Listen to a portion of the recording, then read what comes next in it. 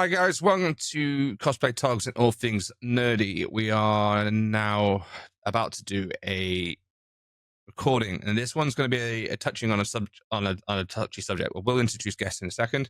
I just want to put a disclaimer out. This particular episode is talking about men's mental health. There will be conversational pieces in this that may be triggering or hard to hear for some people. So if you are not in a position or you feel like you are able to listen to this conversation, we will not be hurt if you decide to switch off now. But we wanted to just obviously let people know that this is a conversation piece, which is a very serious one. So yeah, here's your disclaimer for it. We are going to get into potentially some hefty conversational pieces in this. So with that said, I would like to introduce our guest for this month's episode. We are joined by Joey, Last Action Hero, and Pi. You're gonna have to say your name, dude. I can never say it right. Pi's all players, mate. Yeah, Pi's all. That's it. Yeah, everyone thinks I'm Polish for some reason. They just don't get it. I just call him Pi. That's it, right? So just put Pi in, you'll find him. And obviously, we are joined as usual by iPhoto UK Darren and myself, Switch. Okay, so as stated at the start of this, we are talking about men's mental health. But before we get into the topic, I'm going to start with Pi. Do you want to just jump in and just tell us a little bit about yourself, who you are? Because Joey was on last episode, so we'll get Joey to come in after just to let the followers know who is on this episode. Yeah, sure. So yeah, I'm Pi. I'm just a guy from up north, pretty chilled. Been cosplaying about 4 or 5 years. For 2021, I think I started. Prop maker, all round nerd, love gaming, getting into tabletop gaming now and miniatures painting stuff. So just a general geek, really. Yeah, that's me. Fair enough. And over to you, Joey. I'm Joey, cosplayer, cosplay maker, been cosplaying, I don't know, I can't even count my eye, to be fair, so. I was actually a monk once, and I was led astray by Pi, who kidnapped me from the monastery, and showed me what beer was, so, yeah. We don't talk Other than that. Super cool. All right. So I think, should we get jumping into this week's topic then, Darren? Yeah. So, as Tom's already said, it's about men's mental health in general, a topic I think we'll all agree is not talked about enough. In fact, mental health as a whole still is not talked about enough. You know, things have improved out there, but nowhere near as much as it needs to.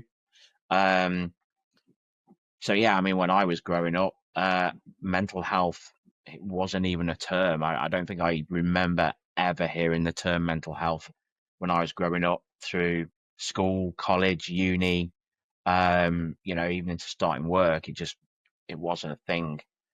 So yeah, we are going to do some more episodes later on in the year based around other areas of mental health. So, female mental health in the LGBTQ plus community. And then we're going to also do some more general episodes.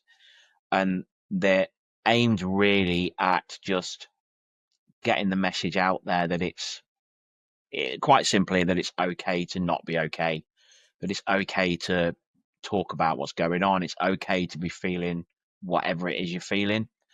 And mental health is something we all deal with, whether it be good mental health, bad mental health, or somewhere in the middle. That's something I learned a little while ago, that I was on a course for work a few years ago, and I always classed mental health as people that had bipolar, ADHD, things like that. I never really classed, saying, everyday people as having mental health. But yeah, we do. Sometimes we might not be able to explain it, but we all have to deal with it.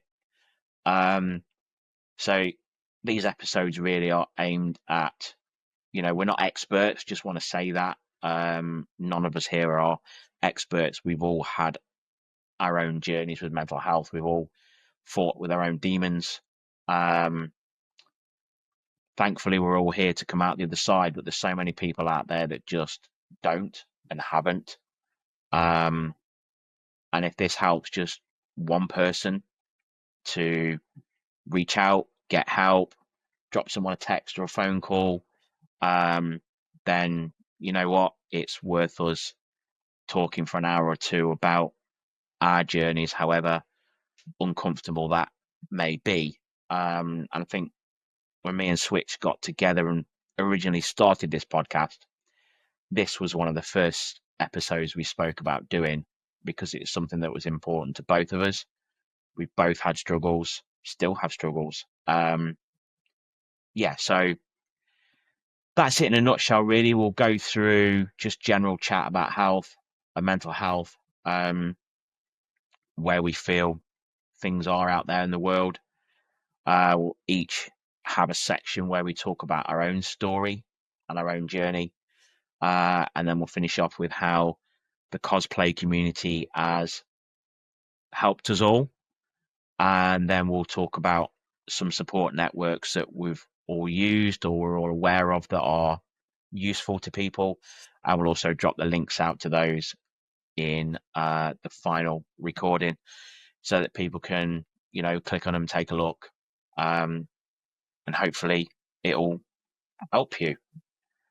So, I mean, how's everyone generally at the minute? I know I've been very up and down the last month or two. I've been incredibly busy. I've been all over the place. I've been abroad. I've been secret con. It's been a real roller coaster for me personally. I've had days when I've just felt like absolute dog shit, and other days when I've felt like I'm on top of the world. The weather probably hasn't helped, but how are you guys feeling out there at the minute? Generally, okay, but yeah, like you said, there's plenty of it's for me. This is the thing. This is part of my problem. Is everything's played down. Like I've got shit going on at work that our company's being sold. Am I going to have a job? What do I need to do around that? All that kind of pressure weighing on me. We're all busy. We're like I say, we've all been at Secret Con recently. We've got cons coming up that we're planning for. Fantasy Forest in 3 weeks. It's like panicking about stuff in my home life that dealing with. So yeah, it's generally okay, okay Yeah. apart from all that. Yeah. Yeah, I know what you mean. And it is sometimes just an accumulation of all that everyday shit, stuff at work, and then a bit of something else, and a bit of something else, and a bit of something else. And then before you know it, you wake up one morning and you're like, shit, I just don't want to be here today. And sometimes you can't even really put it down to one thing. I mean, I've gotten better after counselling at sort of getting used to seeing and recognising my triggers, but this last month or so has really caught me out a little bit, if I'm honest.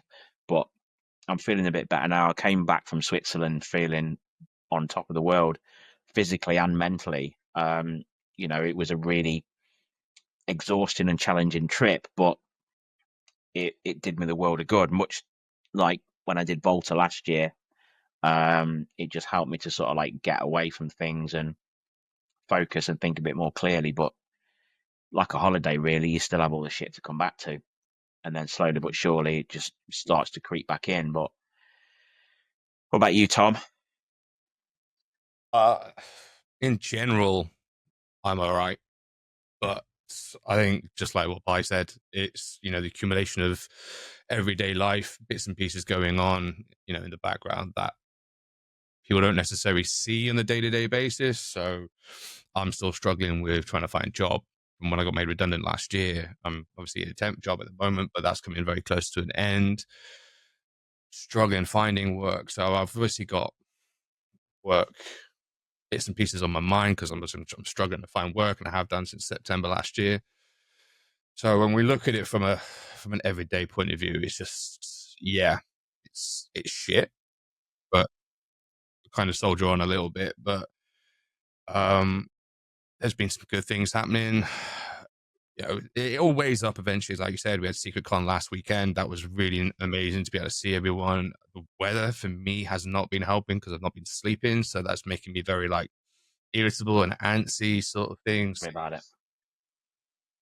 So yeah, it's just general life is just kind of getting to me a little bit. I kind of had a little bit of a slip a couple of weeks back where I just was like, fuck life, I've had enough of this bullshit. Not like it was anything I was going to do any self-harm or anything, but just more I on the know what you lines mean. of I'm just fucking over this. I think it was also the realization that like retirement age for a lot of us is going to be well within our 80s or 90s. I thought, fuck, what am I doing? This is really going to be my life. Yeah, I remember having the Like, conversation with you that day, actually, about like retirement age and shit like that. And when you start realizing that we're all at that point in our life where, you know, shit gets fucking serious, doesn't it? You know, It does, and it's just like it's but I almost think like you can. it's like that midlife crisis era of my life a little bit at this point. I'm not buying a sports car because one, I can't afford one. Two, I wouldn't have one. But Yeah, Darren knows we've got other things planned that probably is presented as a sports car in our world. But hey, but yeah, in general, I'm okay. If I had to put on a scaling, I'm probably about a 6 or a 7. Probably yeah, I more than think I've been about 7 the on a day same to day. actually. Yeah, Joey, I what think about I've been yourself, like, man? Oh, sorry, Ben. I think I've been hovering around like between a 5 and a 7, depending on the day. Came back from Switzerland feeling like a 9, and then like that slowly crept back to a sort of 7-ish, and yeah, sort of 6, 7, probably same as you. But yeah, how about you, Joey? To be honest, it's been a bit of a weird one. Like, I feel quite content. Obviously, I had like major FOMO when you were all at SecretCon last weekend. Yeah. Like, I think it's just sort of like saying more at the day-to-day shit.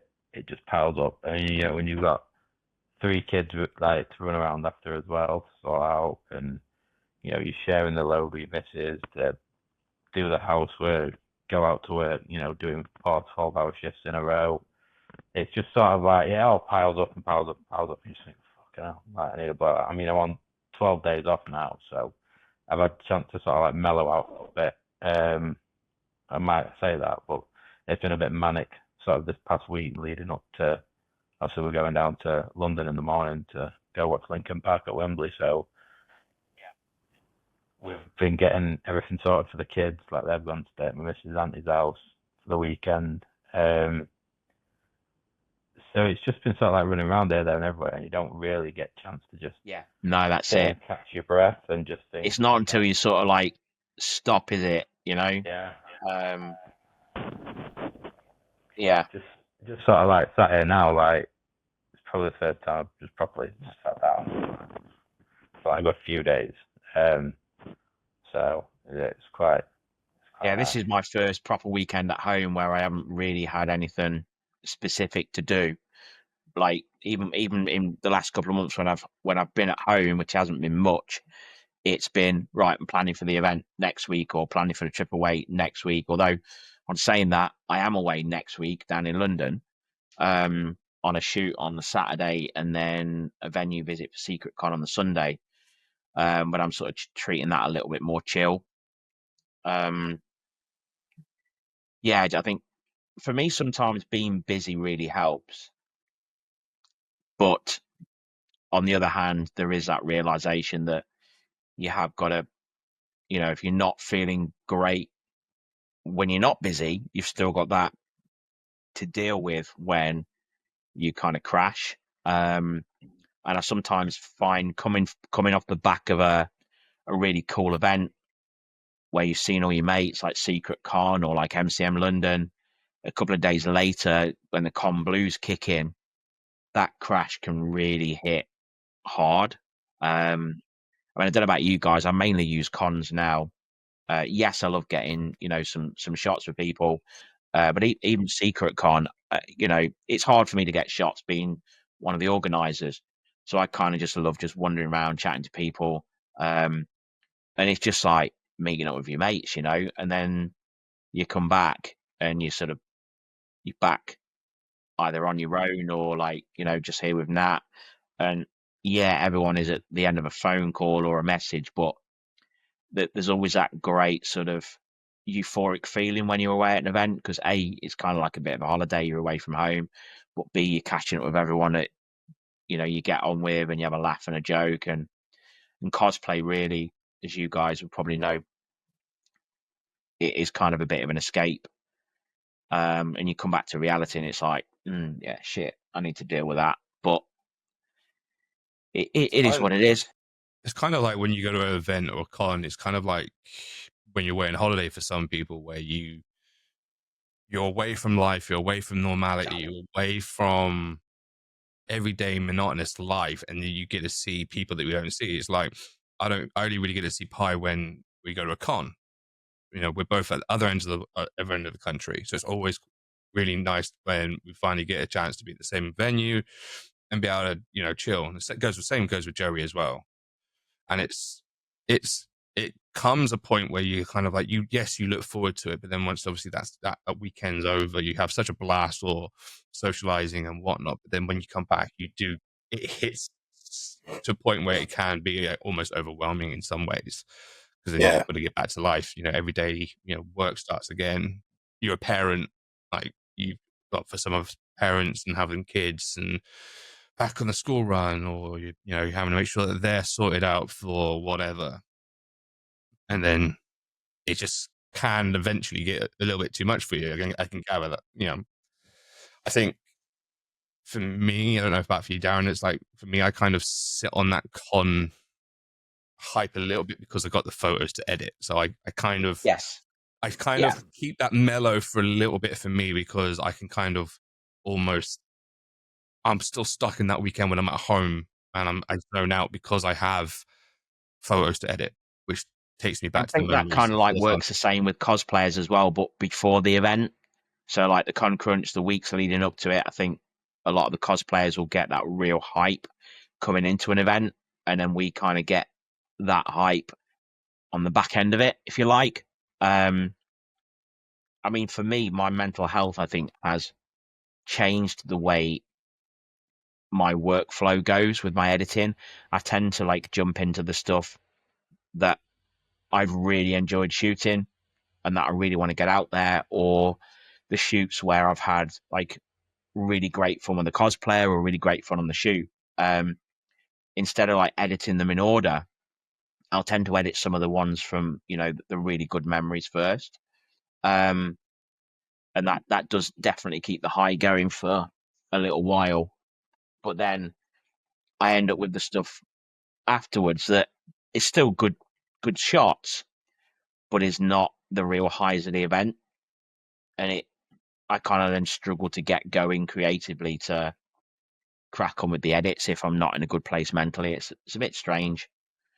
But I don't know. I don't know if you're the same with that as well after the events, right? Because we're getting shots back from like you guys after. Yeah, true. So it prolongs that a little bit more for us. So we get the better end of the deal, really.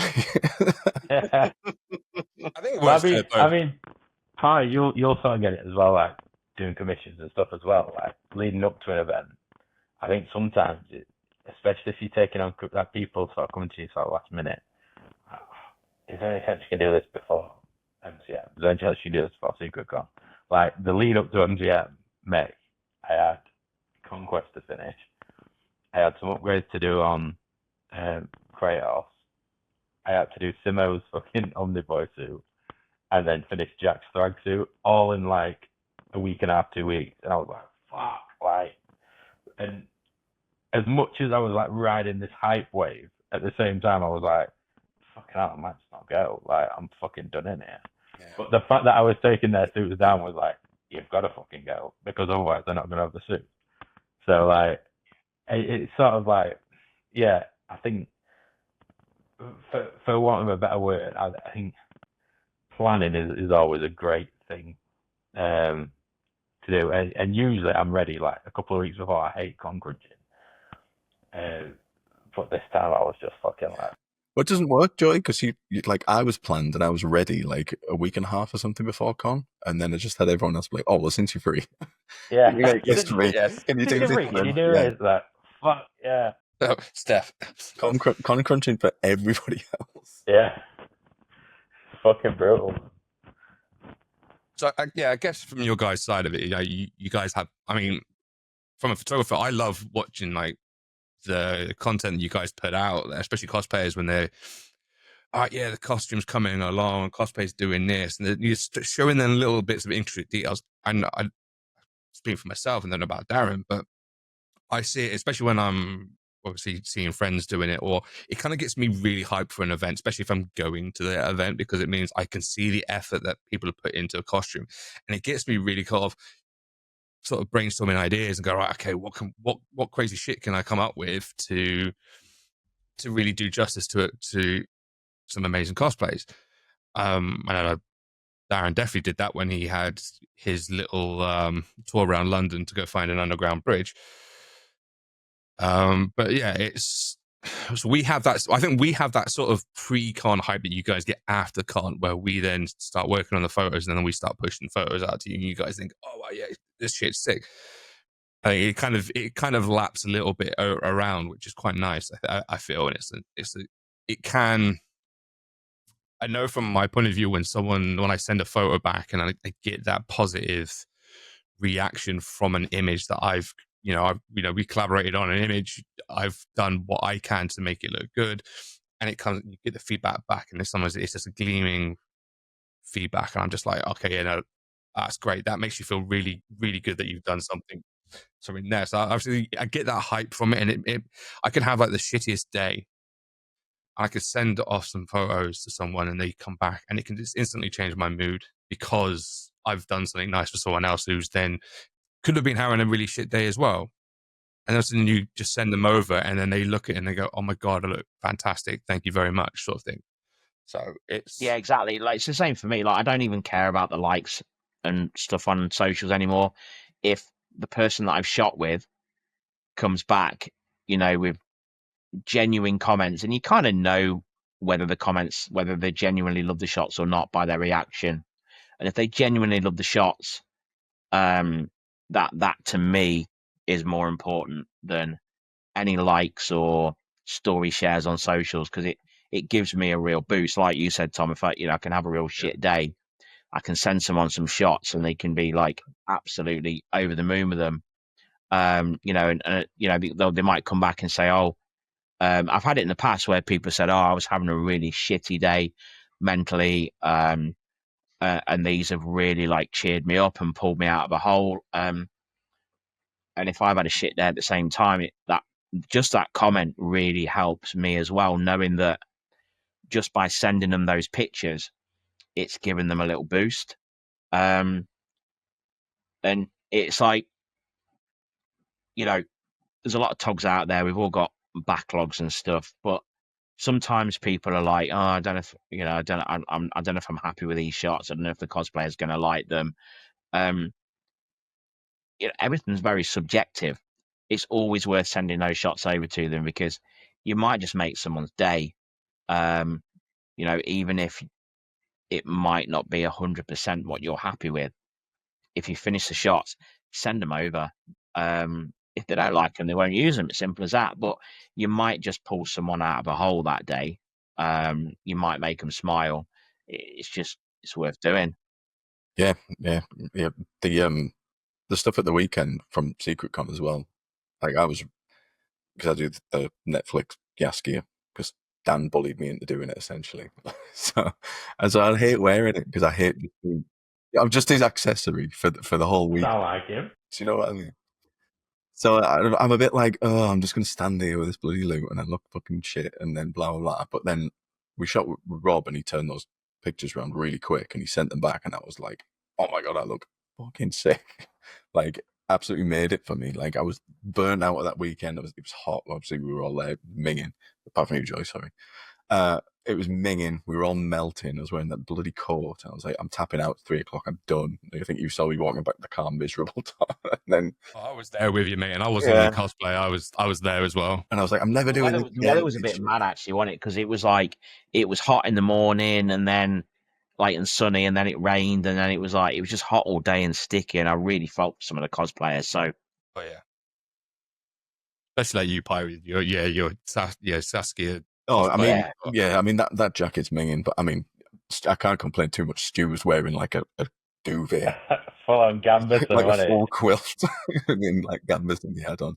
But I was miserable like for at least half the day because of it, and then just getting those shots back from Rob and just being like, actually, yeah, that was worth it. I'll do It that. makes it worth it. It's like Keel Hall last year when we did the Witcher stuff, and me and you were in absolute agony with our boots because we both ordered these boots, right?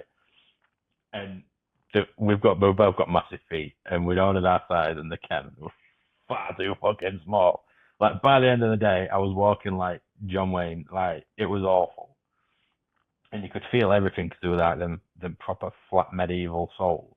So every little rock that you walked over, you felt it, and I was just like, I'm fucking enough. Like I was just so snapped. One of my contact lenses kept turning around.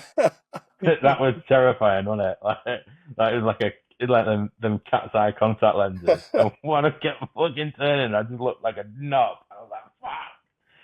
But like when you get the shots back, you just think, oh, it's fucking worth it. Like it was worth all the shit.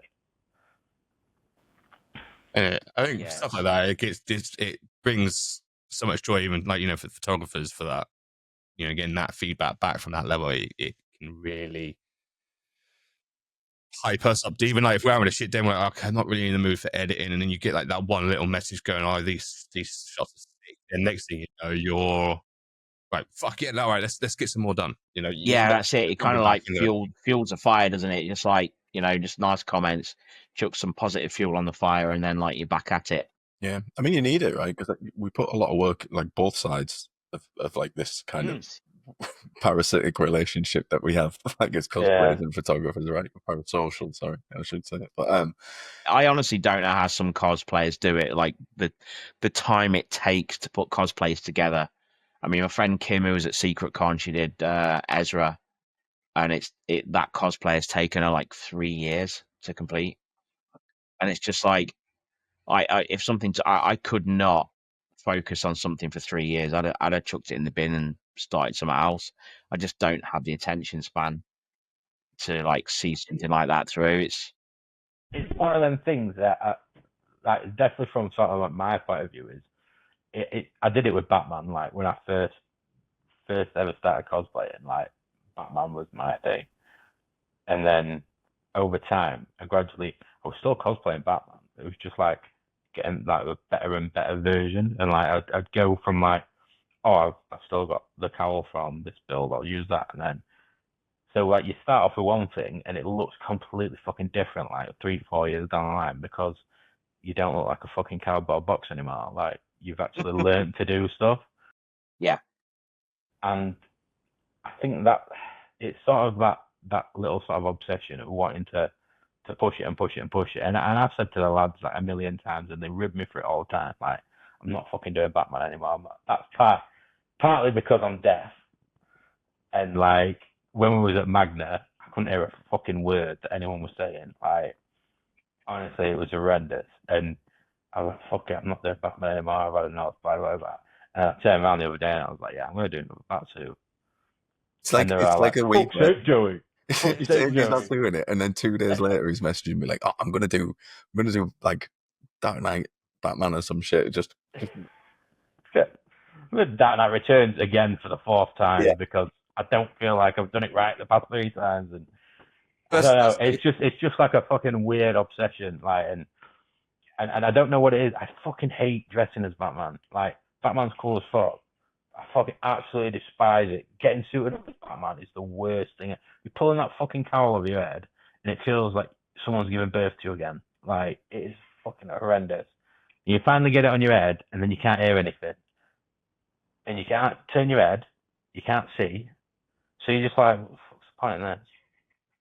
You just have to hope that the photos come out decent, which luckily most of the time they do. But like, I don't know what it is. It's just I think it's the whole, like, if you have a connection to a character, then I think it's that whole creative process of, making the cosplay, developing the shoot ideas, liaising with all the photographers and, deciding what you're going to shoot. And then whilst the getting into it and the day itself is probably a proper fucking full on chore, I can imagine. Then you come out the other side and you're getting some amazing shots back where you're sort of realizing your vision has come to life almost if you shoot with the right people. And I guess that's probably it. And then as you'll grow as a cosplayer, not only in this your skill set, but as you mature and grow, sort of mentally and creatively with your ideas, it's not unusual to want to go back and revisit something and kind of like redo it and make it better. It might be something you've seen on TV or something out and about that may have triggered some ideas. So yeah, I totally get that. I mean, I've gone back to stuff before that, I've said, right, I've done that. Never going to shoot that again. Don't need to have done it. And then like a year later, I'm like, yeah, I really want to shoot that now.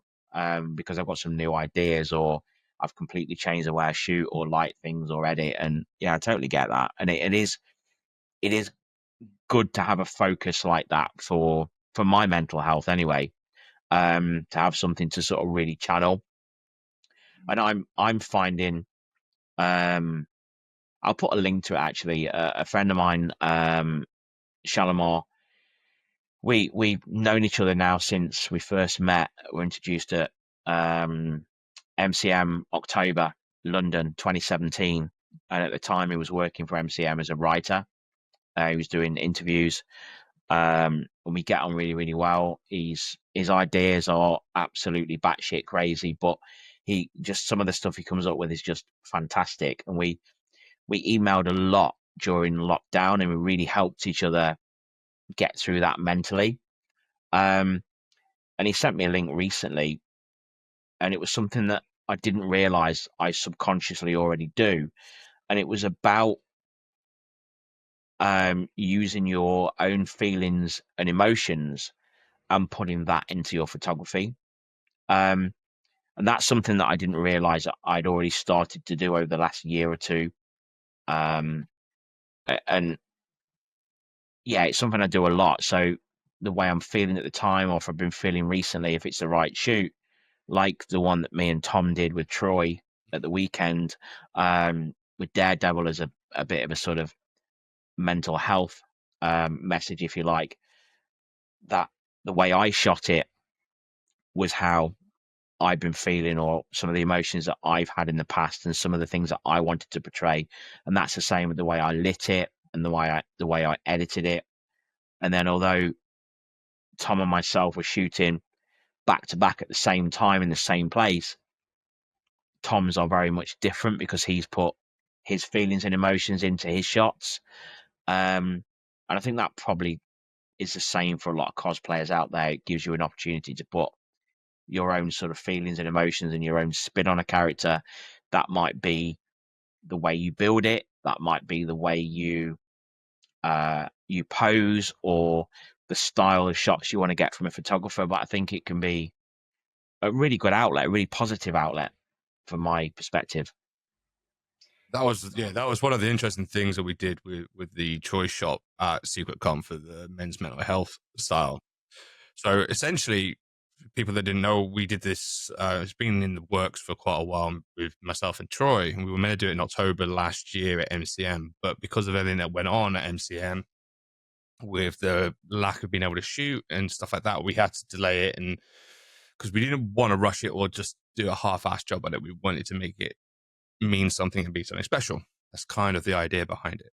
So anyone that was at last weekend's Castle Secret Con, that is really cool underground tunneling sort of basement-esque area, really want to say. Yeah, like underground tunnels, a bit sort of dungeony, basementy.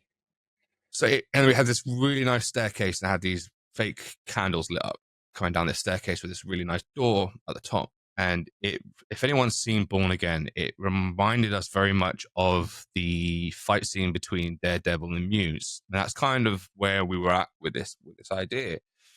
But we wanted to channel some of this, emotion and this anger and sadness and everything in there. And like Darren said, we lit it in a way, but Darren did this pretty much lit the set. We kind of had very similar lighting set up for it. But what Darren was saying is like he's edited it in his way of how he edits and how he envisioned it. Obviously, my images haven't come out yet because I'm still working on a set. But I've done a couple of them and I've shared them with Darren. And it is very obvious to see that there is a very different tone to them. It's like my ones I normally I like dark and colder sort of stuff, but for this one I felt like I wanted to make my areas a little bit warmer tone to it, being very similar to the show. But then that's part of what kind of then set ours apart slightly differently as well. But there's other factors there as well. Because although like you said, I handled a lot of the lighting, although some of the latest stuff you kind of went off on your own and did your own lighting. We both directed Troy ourselves, so I was quite detailed, and you were as well, in where we wanted him, how we wanted his pose, what emotions we wanted him to show. Like, I don't always go that deep into a shoot with a cosplayer, particularly at an event. It'll just be like, yeah, we'll shoot. I'll leave the poser to you, the character. But for this particular shoot, both myself and Tom were very, very specific about directing Troy. And I will say, this is one thing I love about Troy. He is very, very receptive to being directed, but as well as being directed in great detail by both of us, he got what we were both trying to say, and then added his own a little bit himself, and it just really, really worked. He definitely brings that character to life, and I think that's part of the reason why we wanted that character. He brings an element to it, and it's like Joey was saying, he brings an element to Batman, even though he doesn't like putting on the suit, he doesn't like the cowl, but there's something about Joey as Batman or Punisher that he can just bring them characters to life and make them stand out. And Pie's going to hate me for this one, but his Gambit. Don't be the Gambit guy. You're not going to be the Gambit guy. You're going to be the Yes Be guy at this rate. But anyway, like, Pie, but you, on all seriousness though, your Gambit has been probably the best Gambit that I've worked with or seen within the cosplay community. Like, even to the point when Deadpool Wolverine came out, me and Steph sat there and went, is that Pie on the screen? Yeah, everyone knows it's when so many people said that as well. That said the same thing to me. We was watching in the cinema. She was like, "Didn't know you're mate." I was like, "No, it's Channing Tatum." But so I'll let him know. For the fact that as much as you don't want to be the Gambit guy, you did an incredible Gambit, and it's going to be one of them you're probably always going to get drawn back into doing because you'll think of something that will be an improvement or it's going to be something better, and you'll bring that character to life. And I think for some people, when they bring that level of love and passion into their characters, it can really make a photo stand out, and it can really sell it more so because you know that character inside and out. You know how you feel as that character. If it makes you feel good and joyful and it's your happy place, you're automatically going to be doing something more so in that element that's going to make it tell a story and be so much better than what you've already created. You've done an amazing job creating it, but you've brought it to physically brought it to physical life. Yeah, because it's how you carry yourself and all the rest of it when you're at the con. Yeah, absolutely. Yeah, and I don't want to be that Gambit guy, but I've done another version of Gambit, and I'm doing another one for MCMs. You never know. You might become the Bond guy soon. You never know. Hopefully, that would be nice, wouldn't it? That would be. Give Troy a run for his money for Bond. So when it comes down to, like, I mean, this episode is generally about men's mental health, but so we'll kind of stay on that topic. How do you guys feel that that's sort of seen and spoken about out there in the world? And obviously, when I was growing up, and probably you guys as well, is that it was very, very taboo. It wasn't even talked about, and men weren't supposed to have feelings and all the rest of it. I kind of feel like it's better now. More people are talking about it. I mean, we're here now talking about it, but I kind of also still feel that there's a heck of a long way to go. There's still a lot of stigma around it. Yeah, I completely Yeah. agree. I think it's Yeah, definitely same. improved. There's a lot more awareness about men's mental health. People should talk about things, but I still think people don't. I certainly don't. A lot of the time, I'm there for like my friends, and I'll check in on people. But when it comes to just actually talking about how I'm feeling, I'm very much like I'm going to deal with it. I'm going to get on with it, and I still got that mentality that was like it's been with me like all my life. I need to deal with this myself. Yeah, I don't want to burn you with this. Exactly. I don't want to put this on you. I find it much easier to help other people, even if it's a complete stranger, than I do to reach out to people myself. And I think again, that's very much sort of like what was kind of like drilled into me. I think it's a very generational thing as well. I think a lot of us here are going to be to the point where our generations were still very much heavily reliant on, right, you don't show emotion, you don't talk about your feelings, you don't talk about if you're sad, you just kind of man up, soldier on, get on with life. You're there to hold shit together, sort of thing, and never really show emotion. Yeah, totally agree. The stigma that we're unfortunately having to try and break. And I feel like until that's broken, we're never going to get to a point where people are open and honest enough about mental health and their mental health from it. And I agree with what Pi was saying, is like, even me who can be quite vocal about mental health and my one, I still find it easier to listen to a friend than talk about my issues, even though I'm going to be a massive advocate throughout this when we talk in a bit about opening up and talking, which is probably going to be a little bit hypocritical because I find it so difficult to do that sometimes. But I'll get into that a little bit later. But I agree. I think it's very much of a stigma of of a certain generation that we are told, yeah, you can't show emotion. Yeah, I get like at MCM earlier this year. I was a little bit vulnerable with somebody to open up about, so give someone a little peek behind the scenes of like how like much I'm fucked. But I felt so stupid doing it, like, and I shouldn't, like, right, because they don't care. They're there for me, and they're my friend, and whatever. And yeah, but it's just, I was like, oh my god, I feel absolutely ridiculous doing this. Yeah, and then like just went and hid in my hotel room. So I totally get that, and like, I think that sometimes for me, I find it easier to talk to a complete stranger who I think in my mind isn't going to judge me, never got to see them again, doesn't matter, than to talk to someone that I might have known for years, or I might feel like is my best friend and that, I could trust with everything. I don't know. It's like that feeling that they might judge me, they might think I'm less of a person. They might think I'm a pussy. That's kind of like my generation. That fucking man up. Do you know what I mean? But also the fact that a lot of people that I call my real friends, I know are dealing with shit themselves or have dealt with shit themselves, and I don't want to burden them with my own shit, because I know they've got their own stuff to deal with. So it's a bit of a weird one. I think that's the thing, isn't it? I think, especially as blokes, we look at it in sort of two ways, like especially our sort of generation, the fact that we've been brought up like fucking suck it up, buttercup, trot on, and just crack on with it, because this is what you're expected to do because you're a man.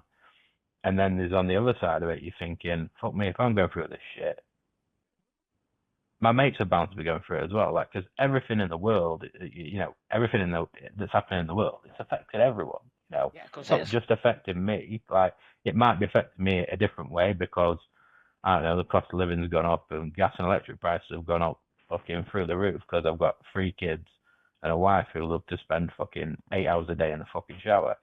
So, do you know what I mean? But I'm like, at the same time, I'm like, well, everyone else is dealing with this shit. Everyone else, people have got that to deal with. It was a couple of months ago, and there was, I'm sure you saw all over the news. I'm not going to say what company I work for and stuff like that, but it was all over the news that it was all going tits up, and we might all lose our jobs and shit like that. And I spoke to a few of you about it. I think probably all three of you. And I just think, like, I was sort of, at the time, I was like, I am a bit panicky and I'm a bit worried because I could lose my job here and I've got, a family to support. But then at the same time, I was like, well, it's not just me going through this, it's everyone else's work. So it was one of the things, and I think once you learn to sort of decipher between all the shit that's going on in your head and just try and organize it, you can start looking at stuff with a bit of clarity. And I think that once you get that little, you could just be like a little fucking needle in a haystack. And as soon as you get that, you've got that bit between your teeth, and you just like, right, tunnel vision, crack on with this, crack on with that, speak to people, blah blah blah. But like I say, it's easier said than done. We're all shit at fucking just turning around and being like, oh mate, I'll tell you what, I'm struggling. It's more like, oh, did you see what fucking happened at so and so? Did you see this? Did you see that? And I think, in a way, just talking about random shit does do each other that bit of good as well, because it certainly does. It's taking your mind off it, but at the same time, like I could just message into one of the group chats or something like I usually do, and I'll just put some fucking shit in there, and half the time people are like, mate, what the fuck are you on? Like, I don't know, but I just wanted to chat some random shit because I felt like I just needed to say something. And it's more about getting a response and just having a chat to someone, rather than the fact of like, yes, yeah, I just want to be an annoying cunt, do you know what I mean? Which I am by all accounts. That's a real good point, because I was sat flicking through social media as everybody does these days, and I was watching through TikTok or something like that, and I saw this video. It's from another podcast, can't remember which one it is, but they were talking about being there for friends and mental health, and what they were saying is, he goes, the guy was talking about it, saying his friends messaged him and said, "Have you got 7 minutes to have a chat?" He's like, okay, not right now, but but that was the other person's way of saying to his mate that he was struggling, he was having an issue, and all he wanted to do is just have 7 minutes of just a conversation with his mate. We spoke about this, actually. I'm not sure whether you sent it to me or I sent it to you. I think I sent it to you. Yeah. It was a very interesting one, where it was almost like, so they then made a pact between themselves that it's like, okay, if either one of them were ever struggling, they're just going to send a message saying, have you got, they made a code word or something, didn't they? Have you got 7 or 8 minutes to have a quick call? And that just, they then knew between themselves that their mate was struggling, they were having issues, and they needed to just let something off the chest. If it had anything to do with the issue, or like you were saying, Joey, just shooting the shit and just having 7 minutes of a conversation with someone. Yeah. Just to sort of ground yourself a bit. Like, I was reading a thing the other day, and it says you can change the complete scope of someone's day in just 13 minutes. Having a 13-minute conversation with someone, you can change someone's path, like, drastically. Someone could be about to drive off the other side of a fucking bridge, but you having a 13-minute chat with them can just make them realize, you know what, there is another way. And I just think stuff like that is so important. And I mean, I've been on both ends of that. I've been on the end where I've had an impromptu chat with people that has brought me to think of doing some really stupid shit. And I've also been on the other end where I've helped someone from, going down a really, really dark path. And then, a few days later, I've got a message back from them, saying, thank you so much for your time the other day. Your recommendation for the support network. I reached out to them. They really helped me. And I just want to thank you for literally saving my life. And at the time, I didn't really know that I was saving their life. I just knew that they were struggling from the chat that we were having. And although I was incredibly busy at the time, I was just like, you know what? This person's really struggling. So I'm just going to stop what I'm doing and just spend 10, 15 minutes to just chat to them and see how I can help. And, you know, none of us are experts in this, but never be afraid to just be honest with the person and speak openly and calmly. And, you know, whilst you might not have any expertise in the area that they're talking to you about, just some of the most simple things and the most logical things that you can think of at the time that you think might not help them really, really will. And sometimes you don't even have to structure it and give them information about networks. Sometimes just chatting to them or being there to listen and you responding is enough. So yeah, I totally agree with that sentiment, to be fair, Joey.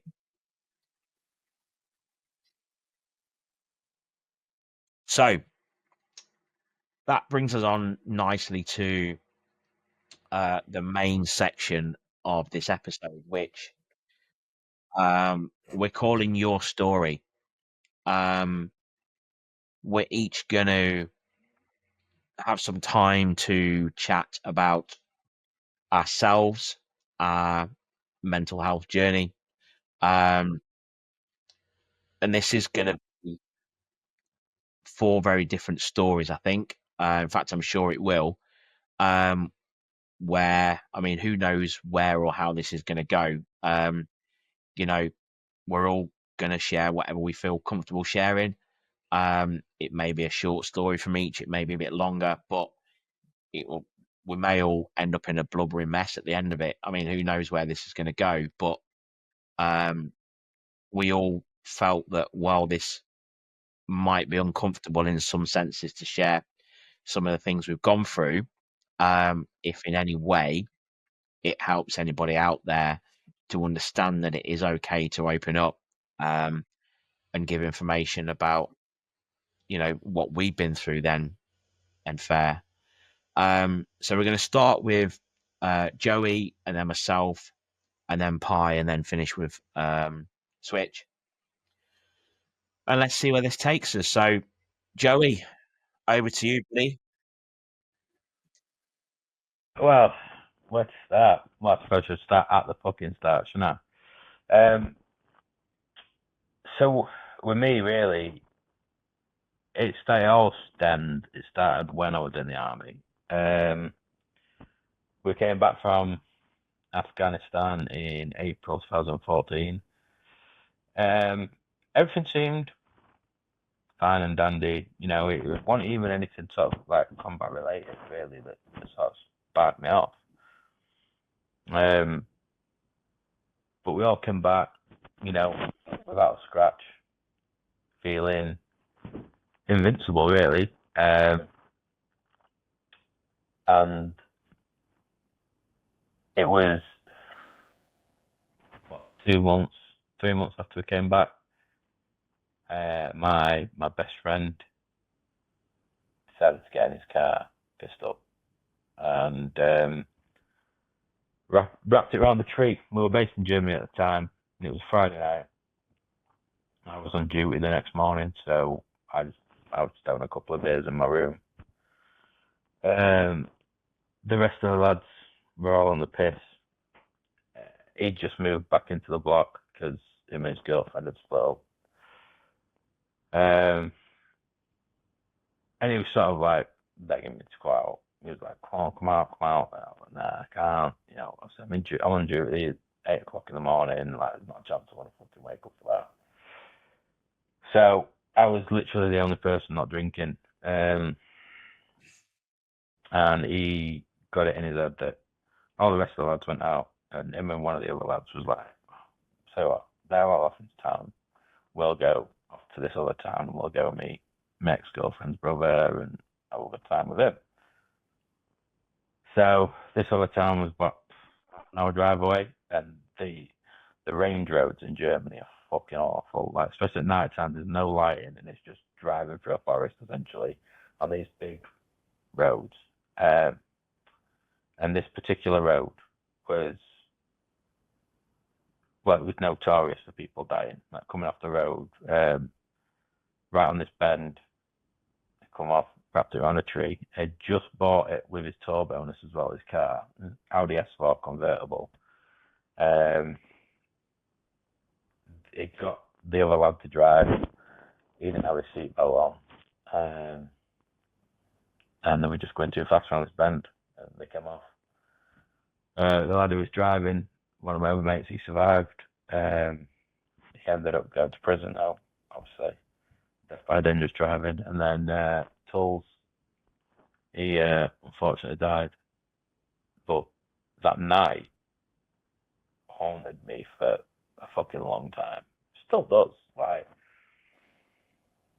one of the lads who was on guard duty that night, because obviously they'd got Tulls registration for his car, realised it was registered to camp because we were in Germany.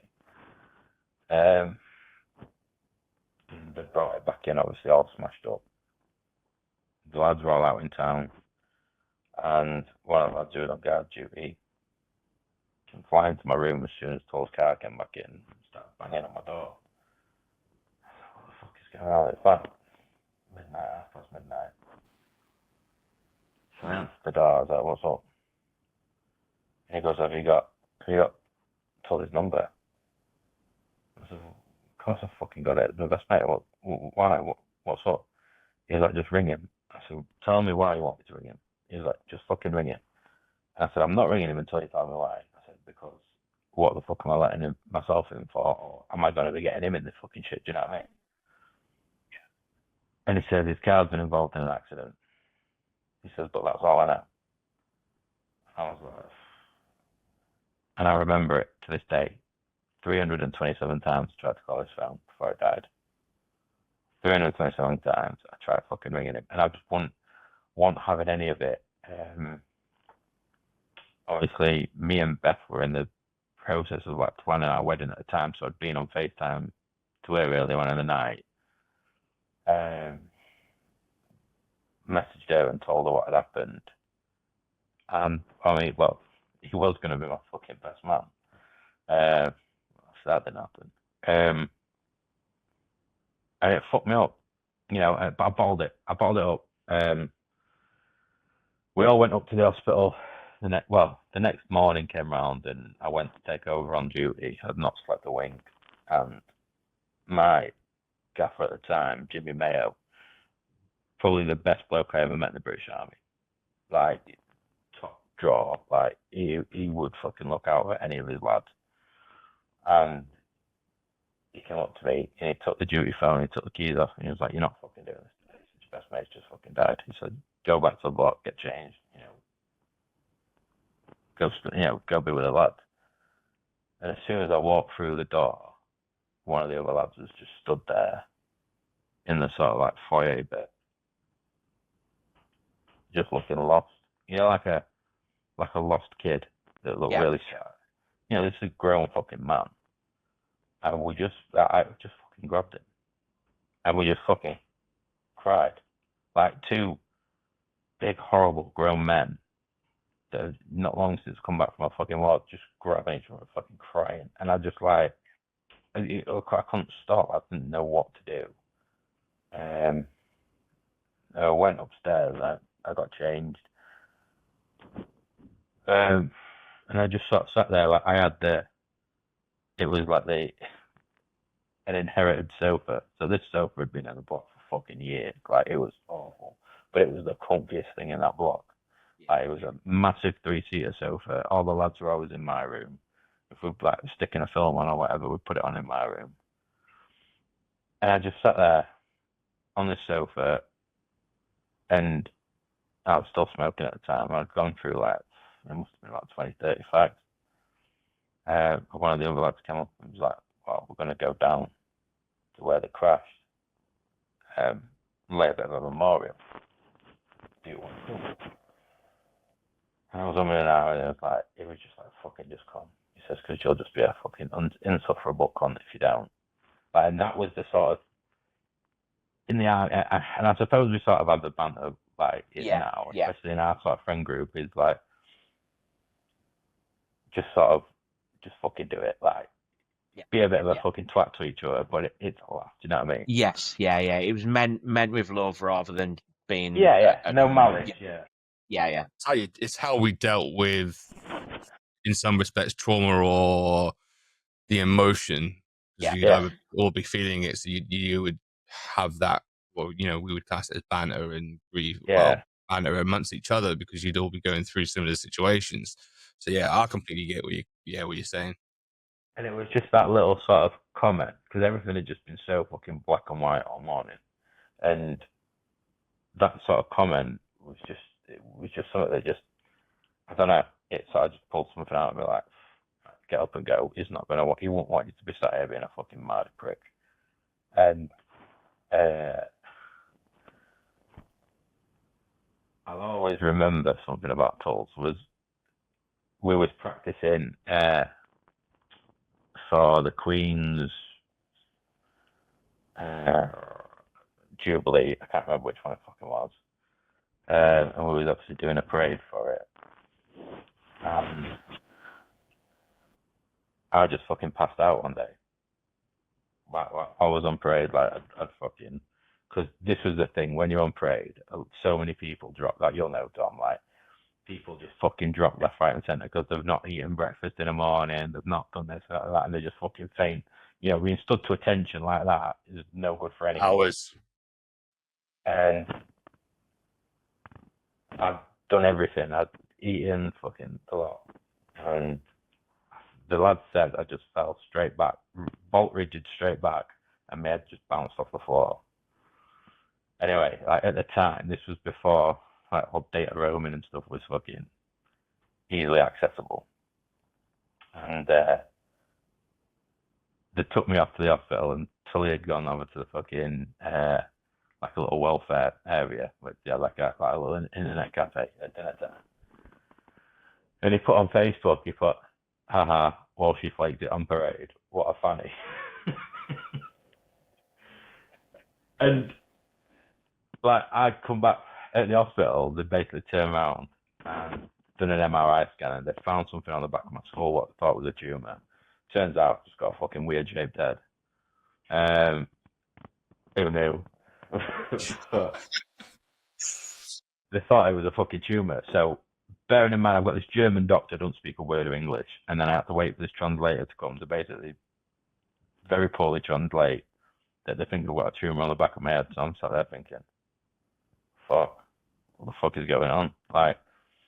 And I got back to camp, went up to my sergeant, sergeant major, and he was like, right, go to your fucking room, you don't have to do anything. He said, stop doing this fucking parade. He said, make sure you come out on the piss afterwards with the lads on Friday night. I was like, yeah, sound.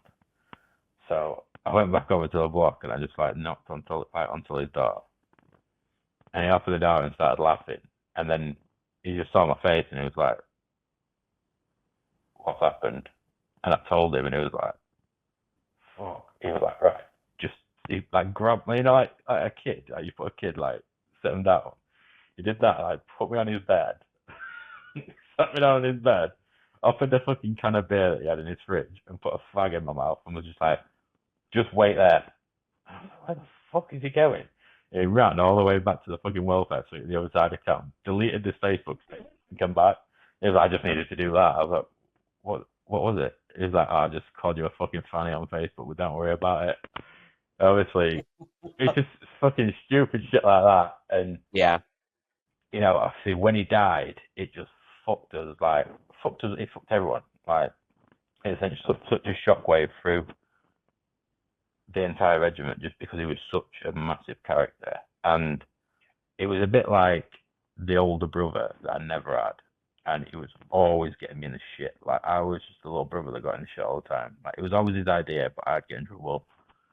And it was I just didn't know how to deal with it. And I don't think a lot of people do.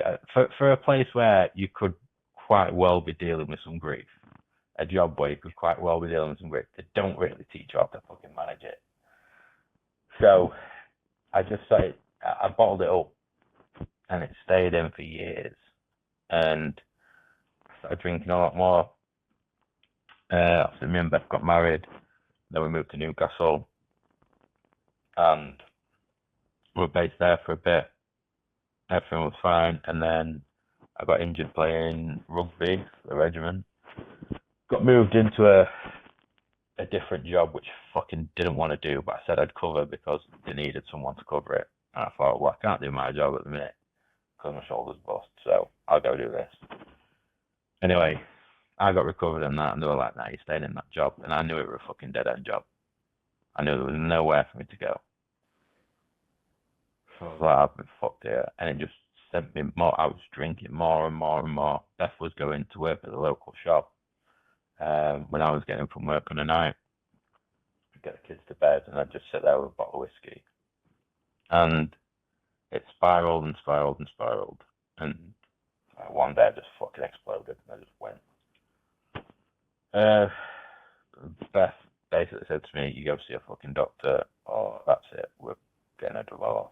She had to give me a bit of an ultimatum, to be fair, because I wouldn't do it, and this is the whole stigma side of things. Like, I wouldn't go speak to anyone, like, I wouldn't go fucking do anything, and they put me on these tablets, and, the doctor basically said, he was a really good doctor, to be fair, at medicine. He was a civilian doctor.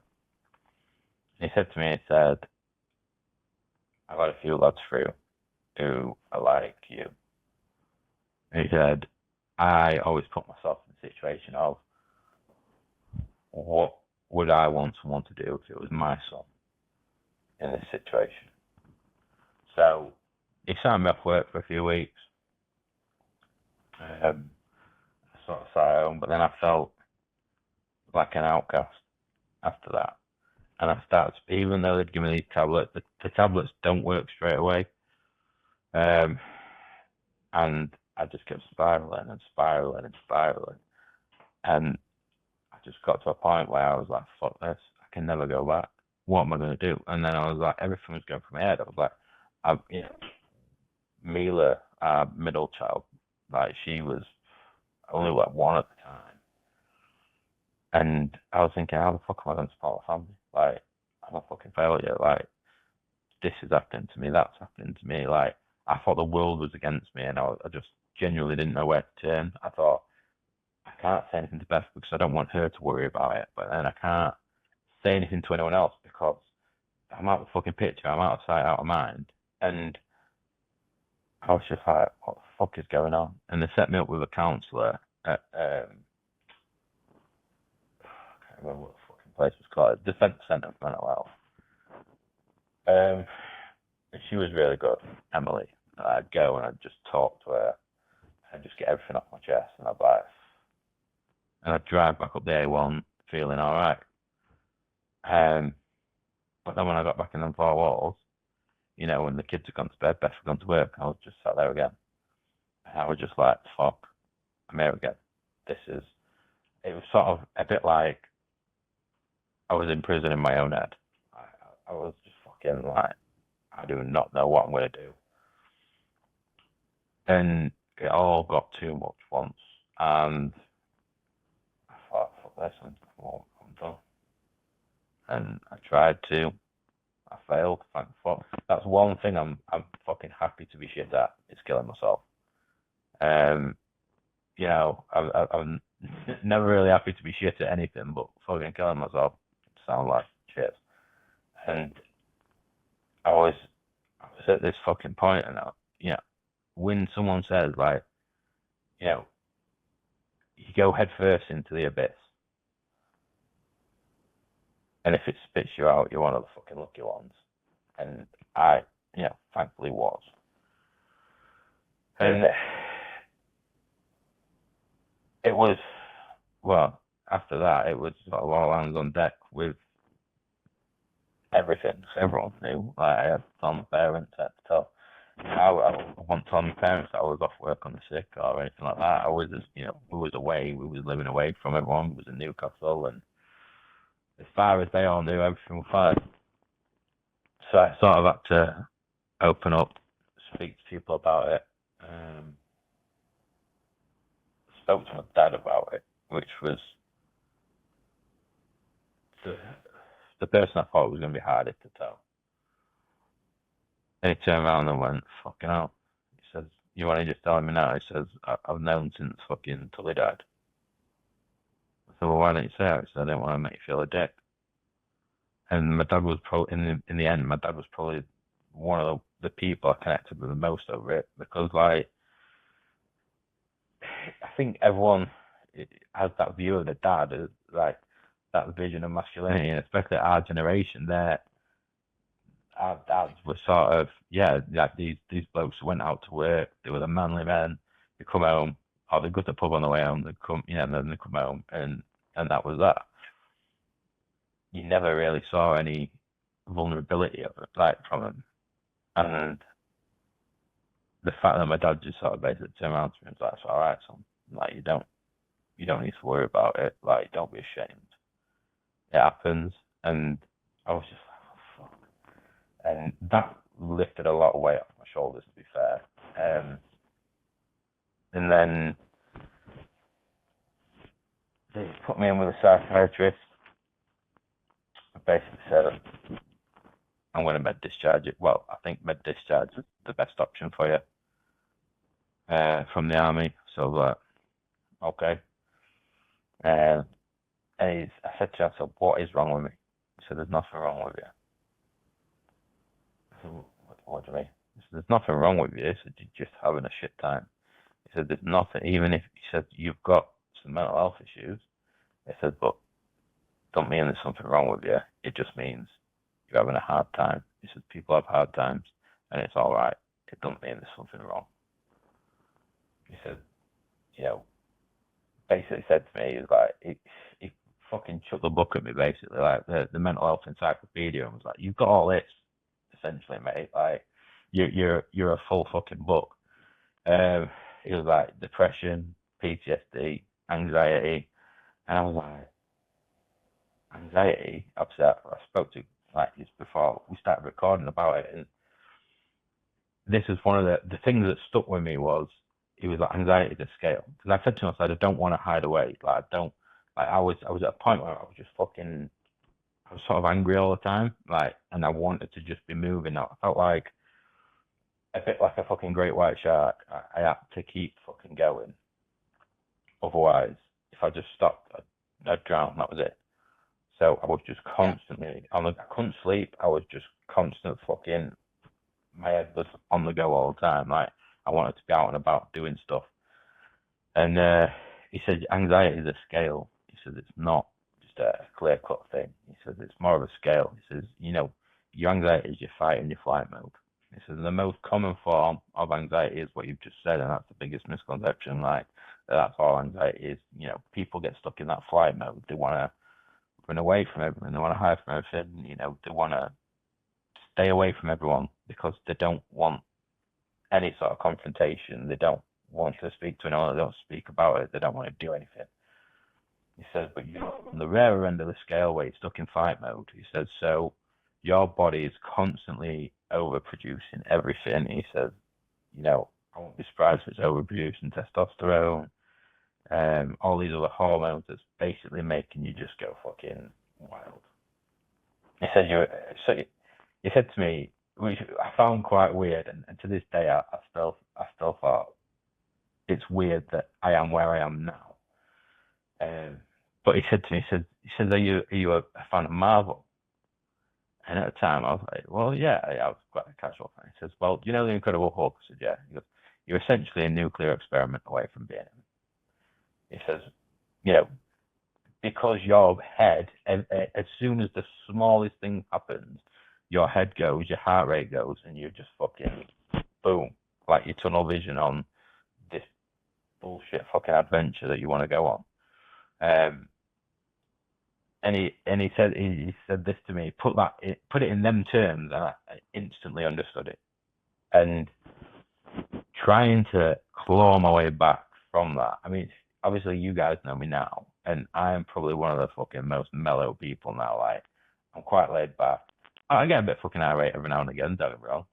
But like, yeah, but now like, I just like I don't get like this stupid angry anymore because I don't want to be that person anymore, and I've learned to control where I'm at. I was never like a violent angry like back when the kids were always safe. Like, I'd throw that out there, but like, you know, it was one of the things that I couldn't control it. And one night I was sat there, Beth was at work. I was sat in our living room.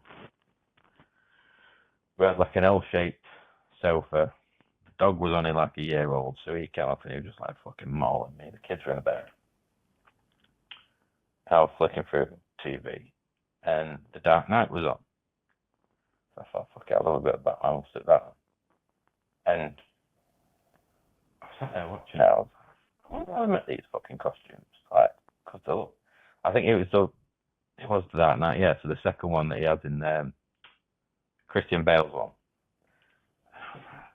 Fucking mad. I wonder how they make them. I said, because you buy a fancy dress costume, we don't look at anything like that. Like, so I started searching on Google, and then I came across Batman cosplay, and I was like, what the fuck is this?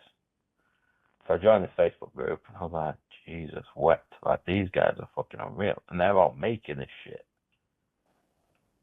And I was like, and I turned around to Beth, like, Beth came from where I was like, I've got an idea. This is like, I don't like your ideas, like, especially when you've got that fucking face. I said, no, I think I've figured it out. I think I've solved it. And she was like, solved what? I said, I need a hobby. And she was like, oh, I could have told you that. So you play rugby? I was like, yeah.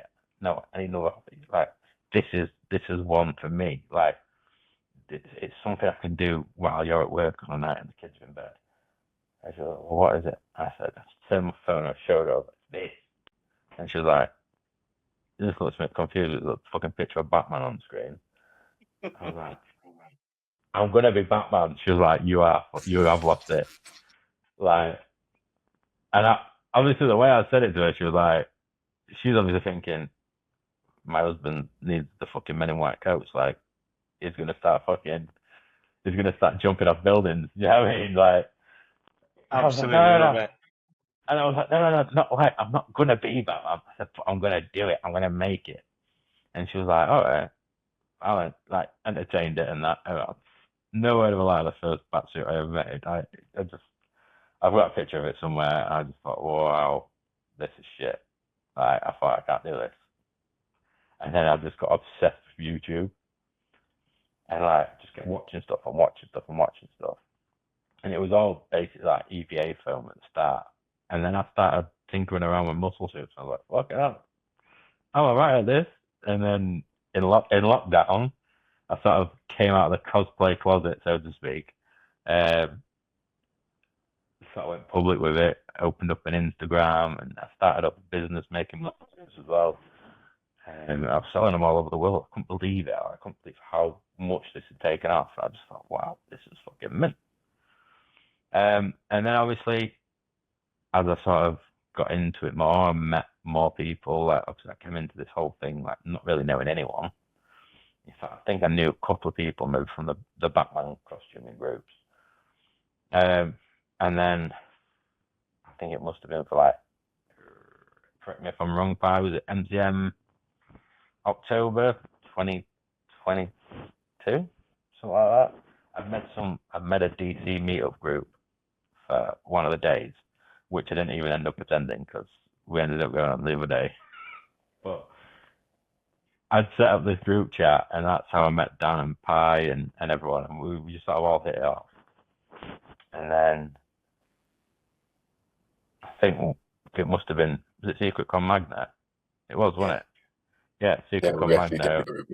Yeah, we did fucking DC stuff like that. I was Batman, Simo was Robin, you did Deathstroke, and Dan did Red Hood, and I couldn't hear a fucking thing that was going on, which was hilarious. And then sort of that sort of trajectory that I was on, like, it just fucking pulled me out of this place, and I was like, hang on a minute, like, you know, I never really clicked with the lads that I played rugby with because we didn't share really similar interests other than rugby and beer, which was fucking. So I was just like, you know what, I need something else, and I found that something else, and now I am where I am now, and you know, I'm content. Like, if I get a bit down or I feel a bit shit and I'm at home and there's nothing to do, I'll just go sit in my garage and I'm like, I'll fucking make something. And I'm like, look what I've made today. I'm like, what? How did you do that? I was like, I don't know. Just fucking went in there, put my headphones on, and cracked on and did it. And it's pulled me out of such a bad space. So I replaced alcohol with fucking cosplay. Well, now they go hand in hand, but I'm just not drinking all the fucking time. Do you know what I mean? Like, Yeah, I yeah. don't really drink when I'm at cons, and so it's like it has elevated me to this level. And I'm just thinking, this is fucking wild. Like, I never joined Instagram or anything to be like show off. Like, look what I like to show off because I'm proud of it. Or half the time, I fucking absolutely hate what I've fucking made. And like the lad was like, fuck off, like, why are you being a prick? Like, it's fucking fine, you look mint. And the one comment that got me was at MCM when I came downstairs dressed as Conquest. I come out the lift, I couldn't see a fucking thing. Like, I had this what's it got, contact in like my good eye. I walked over to the table where everyone was sat. I can't remember who it was, I think it might have been Dan. Anyway, I think he just went, you might as well just quit now, mate, because you fucking completed cosplay, ain't you? I was just like, but I was like there like, all morning just fretting, like, fuck, this is fucking shit, this is falling off, this is blah, blah, blah. And like, Stu just looked up at me, and was like, what the fuck, like, and everyone, I mean, you didn't even recognize me, did you, Darren? Like, when I'm walking over. Like, I was in the trees taking photos, and then I just saw this fucking massive old dude walking up to me in this fucking awesome cosplay, and I was like, oh, that looks fucking awesome. And I was like, and then like you walked up to me, like towards me to speak to me, and I was like, what the fuck's this dude, man? I don't even know him. And then all of a sudden it clicked who you were, like, fucking hell, man, that's awesome. It just like, it was wicked. Those sort of reactions, it sort of, I think, goes back to really that, you know, what you said about when you take your photos and you send them back to cosplayers and stuff. Those reactions as a cosplayer are the best things, like, because especially when you're having a full-on conversation with someone and they've got no idea who you are. You spoke to them fucking million times before in person, and I'm like, but you have stood there having a conversation with them, or you stood looking at them, and you can just see them getting a bit fucking anxious, like, who is this cunt? And you have to tell them because you don't want to fucking worry them. But like, I think those sort of little reactions and those interactions that you have for people, I think that one of the ones that will just live in my memory forever is when we first did the X-Men at MegaCon January last year, and there was just a fucking group of us walking around as like this fucking X-Men team that you rarely ever fucking saw at cons anymore. And we're all just there, just fucking nerding out. People are like, shit, that's the fucking X-Men. And like, this is like a couple of months before X-Men 97 had come out. So like, we just started riding this wave, and everyone was just buzzing off it. And like, the amount of people who were going as they were walking past us. But yeah, just them moments. And I look back at it now, and I think, sometimes I think, what a fucking weird hobby we have. Like, this is fucking weird, isn't it? But at the same time, I don't give a fuck. Like, I don't care. I do it because I have a great time with my mates, and it's better than me fucking being dead. So, yeah, I think that's my sort of story, start to finish. If I get any updates, I'll fucking post them in the comments. But yeah, I sent it into a little Joey blog. But that was a really great story. It was really interesting to listen to. There was some things that I could relate to myself. There were some things that obviously I couldn't because they were very individual and personal to you. But yeah, thank you for sharing that with everyone, because like I know there's going to be some things in there that were difficult. So so yeah, I guess it's my turn. So I mean, I'm older than a lot of people in the cosplay community. I was born in the mid-70s. Mental health wasn't really even a thing growing up, and even much up into my adult life. As I grew older and older, I started to hear the word mental health, and I was always like, yeah, fucking, fucking wuss. I don't deal with that shit. And then in 2019, some people don't know that my dad had an accident, quite severe. I was at work, September 2019. I worked on site at JCB, running multiple sites. I'd always said to Nat, like, only, when I'm in meetings, don't disturb me unless it's vitally important. My phone went and it was Nat. And I was like, oh, fuck's sake. And she was like, I know I shouldn't be disturbing your work. But I've just had a call. It's your dad. I don't know what's happened, but there's been an accident. He's got a major brain injury and he's been rushed to hospital. You need to come home from work now. I was like, shit. Okay. Dropped everything. My dad was always like my best friend. Most people in life have one parent that they connect with more than the other. Mine was my dad. He wasn't like my dad. He was just like my best mate. I got on well with my mum, but we had we always clashed over the years, as you do. But I had a good upbringing. They always wanted the best for me, and me and my dad, we used to, at one point, we lived in the same area even as adults. I moved up to Yorkshire. We ran a pool team together. We used to go out drinking. We used to do all sorts. And he really was like my best mate. So to get this call was just like, the world just stopped. I came home, grabbed Nat, literally chucked a few things in the car, and we shot straight up to Lancashire, where they were living at the time.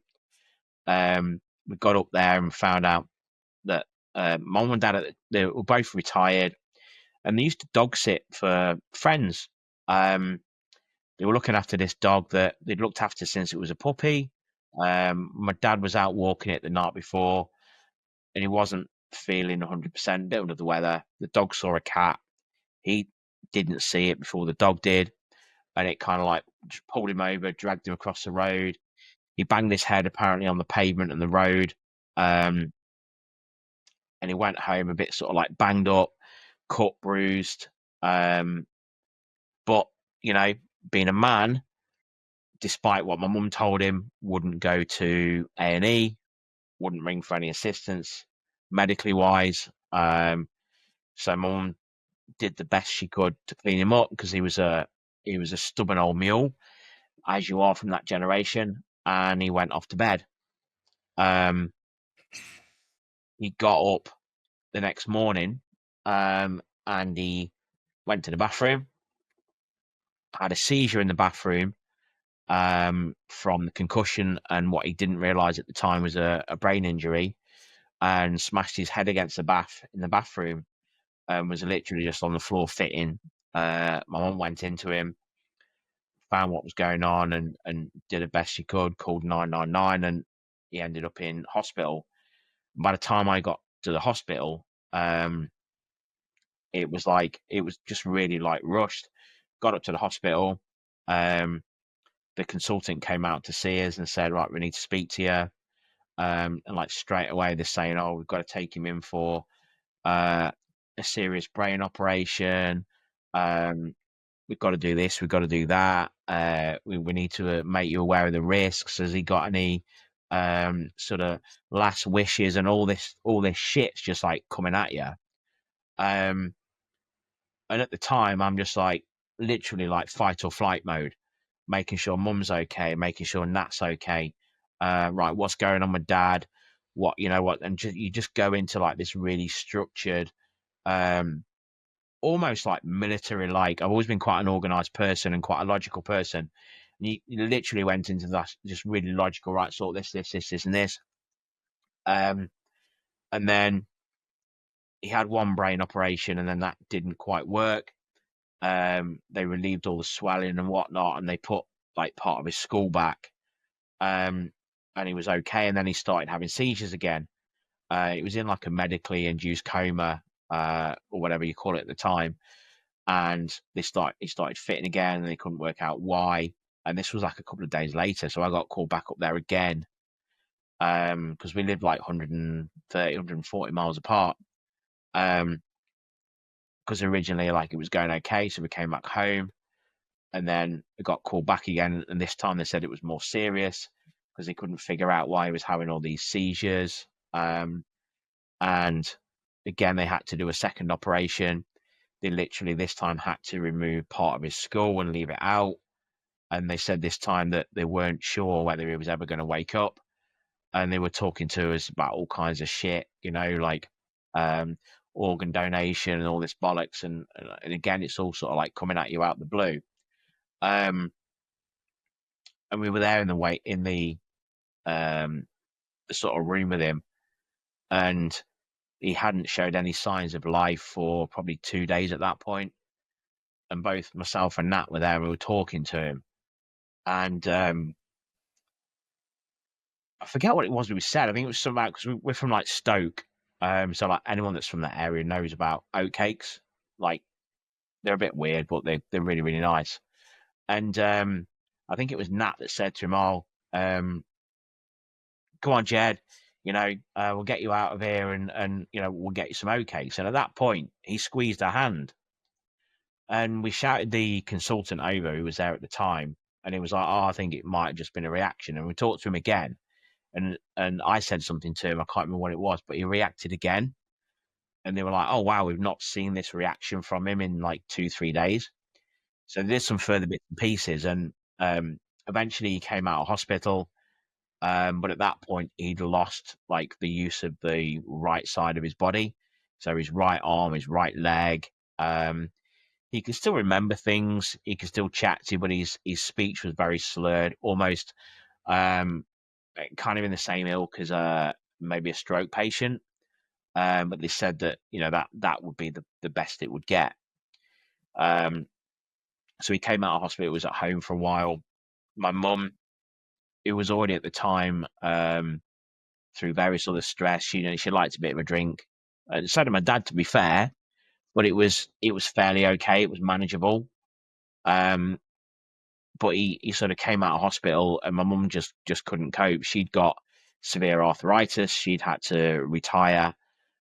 She was really bad on her legs, so she couldn't really look after him in the way that he needed, despite the fact as he got carers coming in. So it was decided at that point that he would need to go into full-time care. Now, mum and dad had been married for like 47 years at that point. So like to my mum, it was like losing her right arm. They'd gone from living together since they were married to now not. She lived in this little village. He'd been moved to a suitable care home in Fleetwood, which was probably only about 3-4 miles away, but obviously she couldn't drive. So it was to her, it might as well have been across the other side of the world. She hit the bottle quite heavily over a period of weeks or whatever, and to the point where she ended up putting herself in hospital on a couple of occasions. So again, I was like back and forth up to Lancashire. But again, didn't bat an eyelid, just did it. It's your parents, you do what you've got to do. And at one point, we got to the point where we were told, right, this is really serious. Your mum's in a critical condition.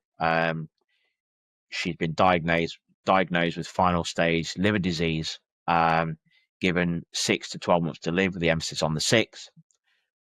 And then she was obviously sent back home because It was drink related at the time. There was no chance of a liver transplant or anything like that. They won't even consider it for people that are in that position through alcohol. This doesn't matter what the circumstances are. And so we dealt with it. We kicked in. We got some social help. We got carers in, and we started to talk to her about maybe that it might be good for her to move out of where she was in the flat to a place that was maybe closer to Dad's care home. So we started looking at all that. There was a brand new place being built literally across the road from my dad's care home, with like assisted living and things like that. And we thought, great, fantastic. We did all the work. It was touch and go whether they would accept her because of the alcohol aspect, but I put in a lot of work with social. Went to meetings with these people that ran the place, and it was fantastic. She got accepted, brilliant. And she was due to move early 2020, and then of course COVID hit. It delayed the finishing of the build. It delayed a move, and it got delayed once. It got delayed twice. It got delayed 3 times, and all of this that my mum had built herself up to being able to be closer to my dad, to her was seemingly like further and further away. So I was having to deal with all of her moods and mental health. I just wasn't really thinking about my own. It didn't even cross my mind potentially the toll that it could take. Throughout the pandemic, I wasn't able to visit my dad. I didn't drive at the time because I think 2020 with what had happened, New Year's Eve, went out drinking with friends, came home on the day after New Year's Day, about 4:00 in the afternoon, needed some bits from the shop, and not thinking that it would be affected, I jumped in the car, drove up to the shop, didn't realise I got a brake light out. So I got pulled over, I got breathalyzed, and I was still over the limit from the night before because I didn't realise quite how much I'd had to drink from just generally stress and dealing with all the shit with Dad's accident. And so I got done for drink driving. I got banned from driving. And so all through like the pandemic, I wasn't able to drive, wasn't able to visit mum and dad. And I was reliant, if ever I did, when restrictions were eventually going to be lifted, I'll be on the train. So I was just relying on the phone all the time. I got my dad a mobile in the care home, paid for a contract for that so that he could speak to both me and my mum. And we got that sort of 3-way communications open. But things kept getting put back with the pandemic. And it was tough. All I wanted to do is see my dad and see my mum and help them through this and get them reconciled again. And then I think it was August 2020. August 30th is their wedding anniversary. And although we were sort of out the pandemic, in the pandemic, there was still a lot of restrictions in place. And I managed to, although I think at that point my mum still hadn't moved, I managed to arrange a visit to the care home for mum and my dad for their wedding anniversary, and arranged with my mum's carers to take her up there, like paid for it and all the rest of it. And I was able to sort of go and just say hello, and then I had to leave the building while they, had their time together, and we had a video made by the carer that was there, and it was absolutely fantastic. The reaction, it just gave me a real needed boost. And then I think 2021, early 2021, around February time, my mum finally moved into a new flat, but there was still restrictions in place at the care home. So, while she was sometimes able to visit, it was all very structured. It had to be arranged, and then she had to arrange carers to take her over in a wheelchair, and it was not what we originally planned and managed, and it was tough, but I was just there to sort it all out and help organize it. But again, I was restricted by traveling by train. I couldn't drive. when I went to court for my drink driving ban, I got absolutely fucking shafted because it kept getting put back because of the pandemic, to the point where they were like, right, we've got to put you through the court now, otherwise we're going to have to squash it. They put me through one of the criminal courts as well as 4 other guys at like the last part of the day, and they absolutely fucking screwed us. I got as well as a 14-month ban. They ordered me to retake my driving test. I've been driving for like 20 years. My solicitor said, well, you can fight it, but they might just make it worse. So I'll just took it on the chin. So I was still left there, like, traveling by train. And so all through the pandemic and all through like mum moving and whatnot, I was still reliant on the train. We came out of the pandemic, and then what happens next? The train strikes. So 2021 onwards, it was very difficult. I did get a couple of visits up there. But I was on the phone to mum and dad, like literally like every single day, checking up on dad, making sure he's all right, checking in with the carers, making sure everything was okay, checking in with mum. And whilst my dad had always been my best friend, at this point, I kind of subconsciously, really, I started to become a lot closer to my mum than I'd ever been.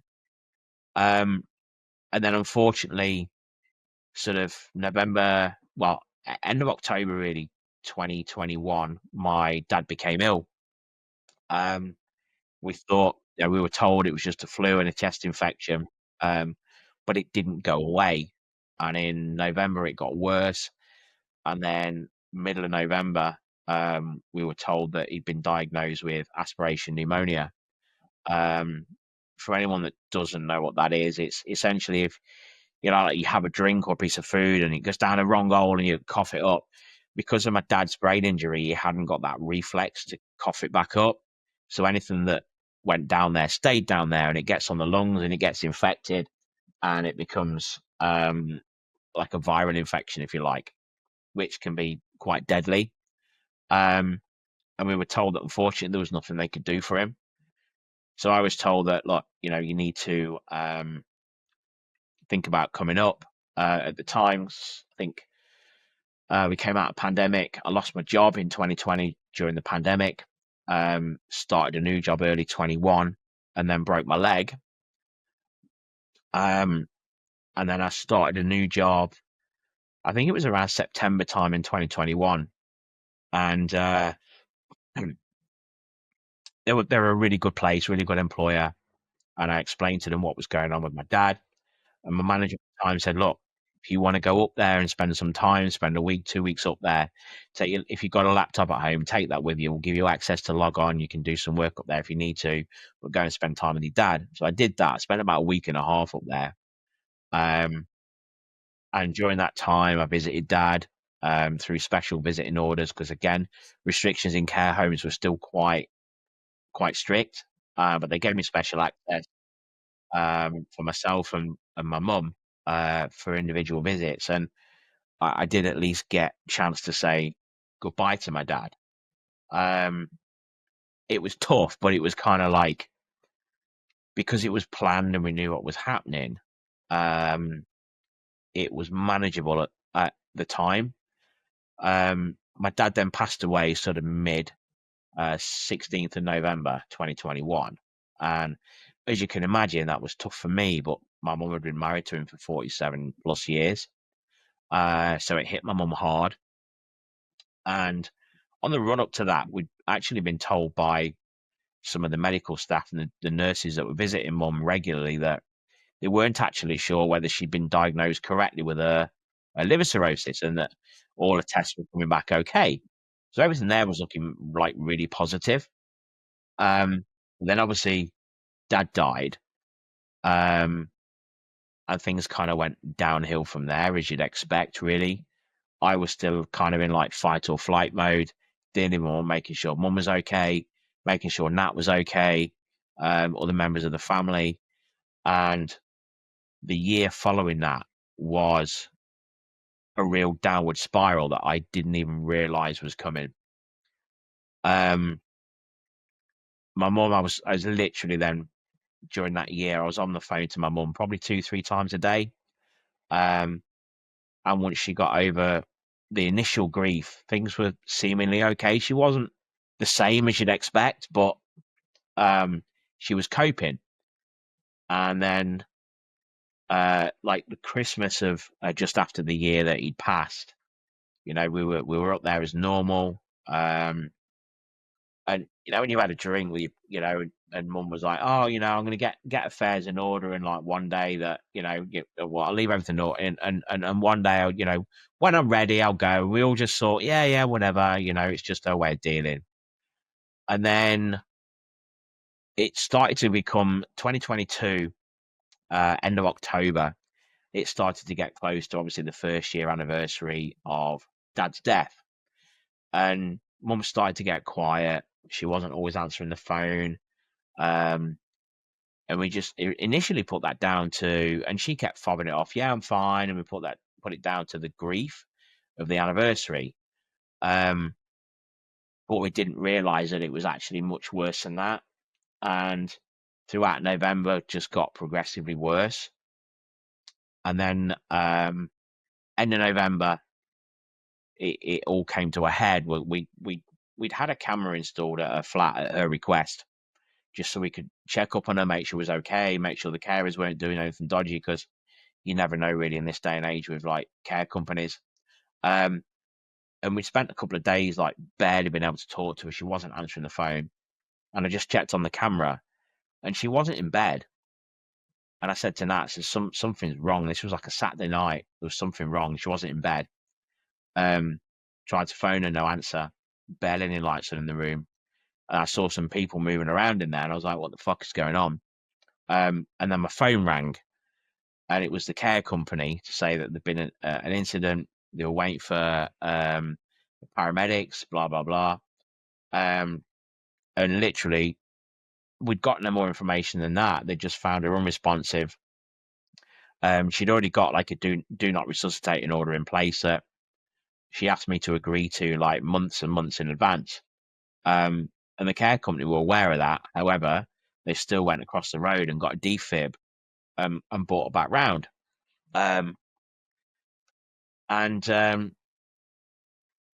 Yeah, so she got taken into hospital. Didn't really know what was going on, but just kind of like dealt with it, fight or flight again, and just went with it, making phone calls, trying to speak to the hospital. It was like trying to get blood out of a fucking stone. Any of you guys that know, if anyone's been in hospital, you know, sometimes it was taking me hours to get through just to find out what was going on. You know, the period of the next few days of just getting told she was poorly, they were doing tests, they were doing this, doing that, blah, blah, blah. And this was originally on the Saturday, and it wasn't until like the Wednesday when I eventually got through, and I got really, really shitty. I lost my shit with someone on the phone. I said, look, this is my fucking mum. You've been fobbing me off now for like 3-4 days. Like, what the fuck is going on? Because nobody is telling me anything. I'm stuck 140 miles away with no transport. What the fuck is going on? And I eventually got a call back from the consultant, and they said, "Oh, just had some test results back. It's really not good. It's organ failure on multiple counts. We suggest you look to come up here in the next couple of days, just to say goodbyes. Unfortunately, there's nothing we can do." Blah, blah, blah. And I just said, well, look, you know, how long have I got? I'm at work. I've got no transport. And he said, I'll just get up here in the next couple of days.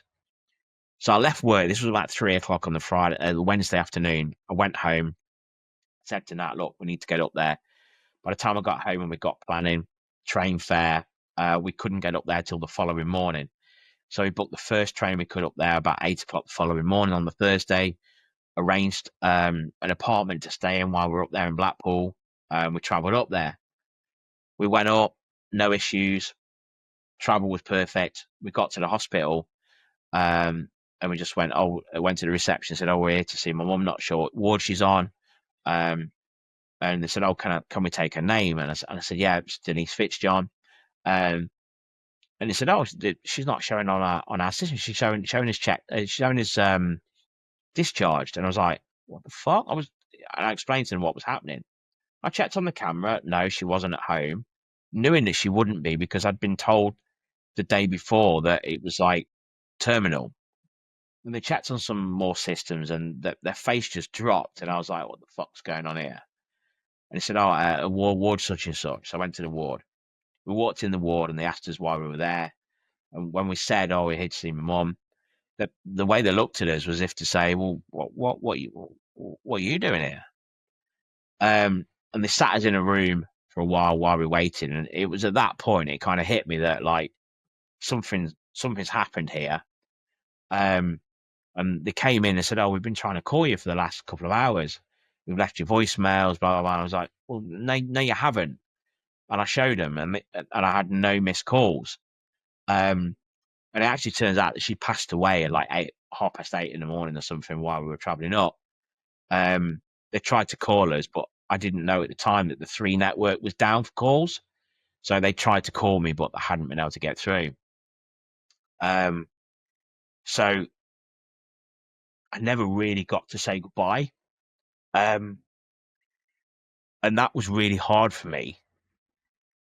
But again, it never really hit me properly at the time. We spent like a few days up there, just doing, stuff that you do, getting shit in order. And then we went home, arranged the funeral, and just kind of got on with life. This was like December the 1st, 2022, which was ironically my dad's birthday. And yeah, so we just kind of got on. We went to, a couple of like local events, spent Christmas with family that year, just kind of like got on with it. And I didn't really realize at the time what an effect it was having on my own mental health. I was just like making sure Nat was okay because obviously she was very close to my parents. We'd been together for like probably 16, 17 years at the time. She was really close to mum and dad. And then obviously her sisters, one of her sisters at the time was dealing with cancer. That was terminal. So it was kind of making sure that the family were okay. And then sort of January, February time, 2023, you kind of just got on with shit. And then as the year went on, I kind of just drifted through the year, if I'm honest. I was just shooting, working, kind of a carry on regardless kind of attitude. But I also had a bit of a like don't give a fuck attitude, if you like. I was making sure everyone was okay, but I didn't really give a fuck about my photography, didn't really give a shit about my job. My own physical health suffered massively. I have a stomach ulcer anyway, and I had what at the time was thought to be sciatica, and that was all suffering throughout 2023. I was having time off from work. I was getting warnings from work having time off, and it got to a point where I sat down with work. I think it was beginning of 2024 when I was out with some friends. We were going to go out and play pool, like we had been doing quite regularly, and the pool hall was really busy. We couldn't get in. So we were all like, let's just go pub and have a drink. And the 2 lads I was drinking with, known for years, both gone through shit themselves. One had gone through a failed marriage, which was very, very messy. Another one had just broken up with his wife, and that was all very, very messy. They both struggled and were struggling with mental health. And we all just sat over a beer. And for some reason, we all just started talking about mental health and men's mental health and, how our own mental health was. And it kind of just came out of the blue.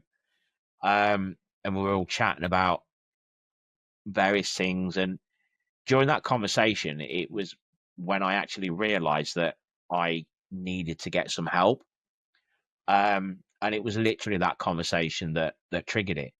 Prior to that, I'd had thoughts. I ride a motorbike to work. I'd had thoughts that, riding a motorbike to work, and I'm like, oh, if somebody pulls out in this roundabout, it doesn't fucking matter. I just fucking it doesn't matter if I crash and fucking die, or if I step out into the road now, it doesn't matter if I get run over by a bus. You know, I never quite got to the point where I wanted to do anything, but I also at the same time didn't give a fuck if anything happened. To the point where I would just ride recklessly, I would act recklessly, just not really giving a shit about my own life or well-being, if you like. And it was at this point with this conversation that I realized that wasn't normal. I needed to get some help. So I sat down with work, and they obviously knew what I'd been going through anyway, which was why they'd cut me some slack with my general work ethic and behavior. And I sat down with both my manager and our HR manager, and they'd just taken on a service called Health Assured for all employees that they could get access to. And I sat down with them and said, look, I need some help. I'm at the point now where, you know, what's this Health Assured scheme? What do they do? My HR manager explained what it was. She said, look, you got two options. I can either give you the details and you can go away and contact them, or I can refer you. And I sat there and I said to her there, and then I said, look, if you give me the details, I know I want to go out of here. I'm going to say, yeah, I'll contact them. I'll put them in my pocket and I'll never fucking ring them. I said, while I'm here now asking for help, refer me. I said, because if you refer me and they call me, I'll go through with it. If I walk out of here with the info myself, it will never fucking happen, because I know what I'm like. You know, I'm a man. I won't, you know, this is my point of reaching out for help. And so she did. And they were absolutely fantastic. They gave me an initial consultation, various questions and answers, really, really empathetic. And they decided at that point that I needed some grief-based counselling. So they assigned me a counsellor for a minimum of 8 sessions, and she was absolutely fantastic. That started at the start of sort of February time in 2024. And she really helped me to not only deal with my grief, but to break it all down and help me to recognize the triggers. She helped me to recognize, you know, when I'm stressing and I'm getting anxious and depressed about things, to break it all down into levels of importance and go, right, that, yeah, you might think is important, but you can't do shit about it, and it really doesn't affect anything. That is kind of in the middle. You can deal with that another day. That is really important. You need to deal with that now. And it helped me to really structure things and deal with my my grief and anxiety and my mental health, and deal with like bits at a time. Was trying to deal with it all at once, which is when I recognized I'd got a problem. I was just trying to deal with everything, and it just wasn't possible. It was all just a jumbled up mess in my fucking head. So 2024 was a real turning point for me, from someone that didn't even know that mental health existed, to going through a couple of years of like utter trauma and grief, losing both my parents, to then realizing that I am seriously fucked in the head. Unfortunately, I got help. I didn't want to go down the NHS route. I knew people that had. I didn't want to go onto pills unless I really, really had to. And so I went down the Health Assured route, and they were honestly so fantastic. They literally saved my life. I genuinely believe that, because I don't know what would have happened if I hadn't have got their help. And from like prior to that Christmas, I'd been accepted to Volta for the May in 2024. And I finished my counselling like a couple of weeks before that trip. And that was such a turning point for me. I was able to focus and get creative on that trip. And I was really able to put some of my emotions and feelings into some of the shoots that I did there. So I did a couple of arcane shoots, amongst other things, with some Jinx cosplayers. And I really was able to like put some of my own feelings and emotions into the shots. And yeah, it was honestly the best thing I've ever done was to get help. As hard as it was, it literally just helped me so much. And throughout 2024, I focused a lot on myself, but also focused a lot on myself creatively. And looking back, I think artistically with my photography and everything else, I had probably one of my best years that I've ever had.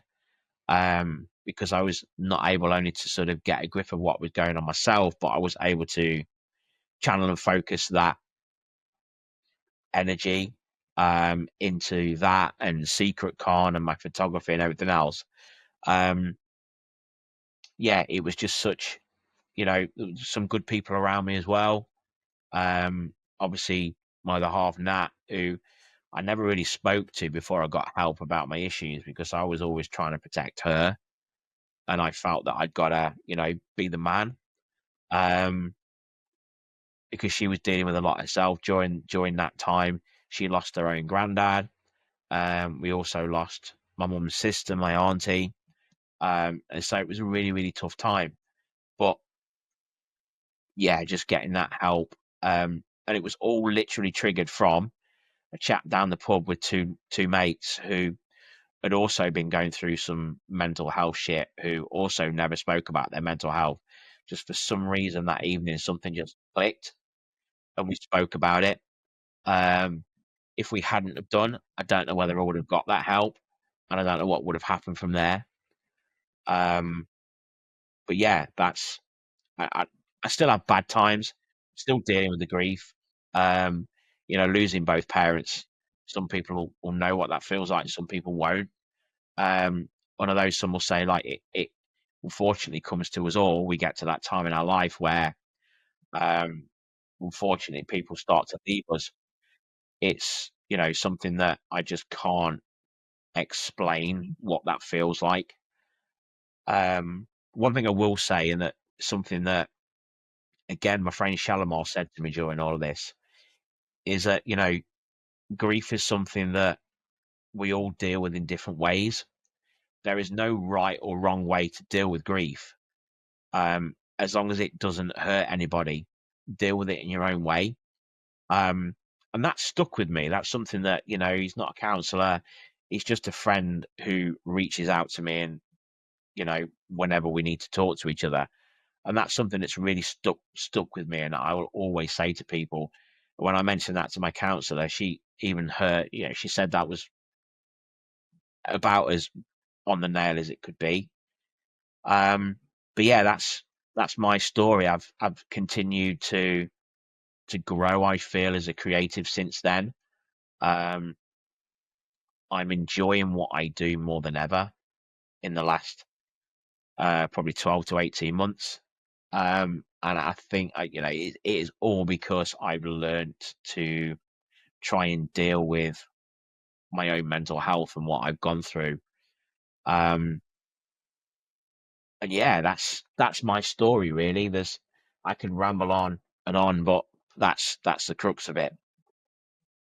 So yeah, that's me. Sorry for rambling, guys, and the little outburst, but yeah, no need to be sorry, mate. That's what we're all here for, isn't it?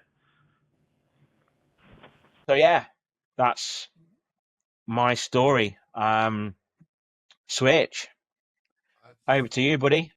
I think this one is down to Pi for the next story. Oh, it is actually. Yeah, you're right. You're right. It's Pi and then you. Then me, I'm last. Yes. Too much wine, Darren. Too much wine.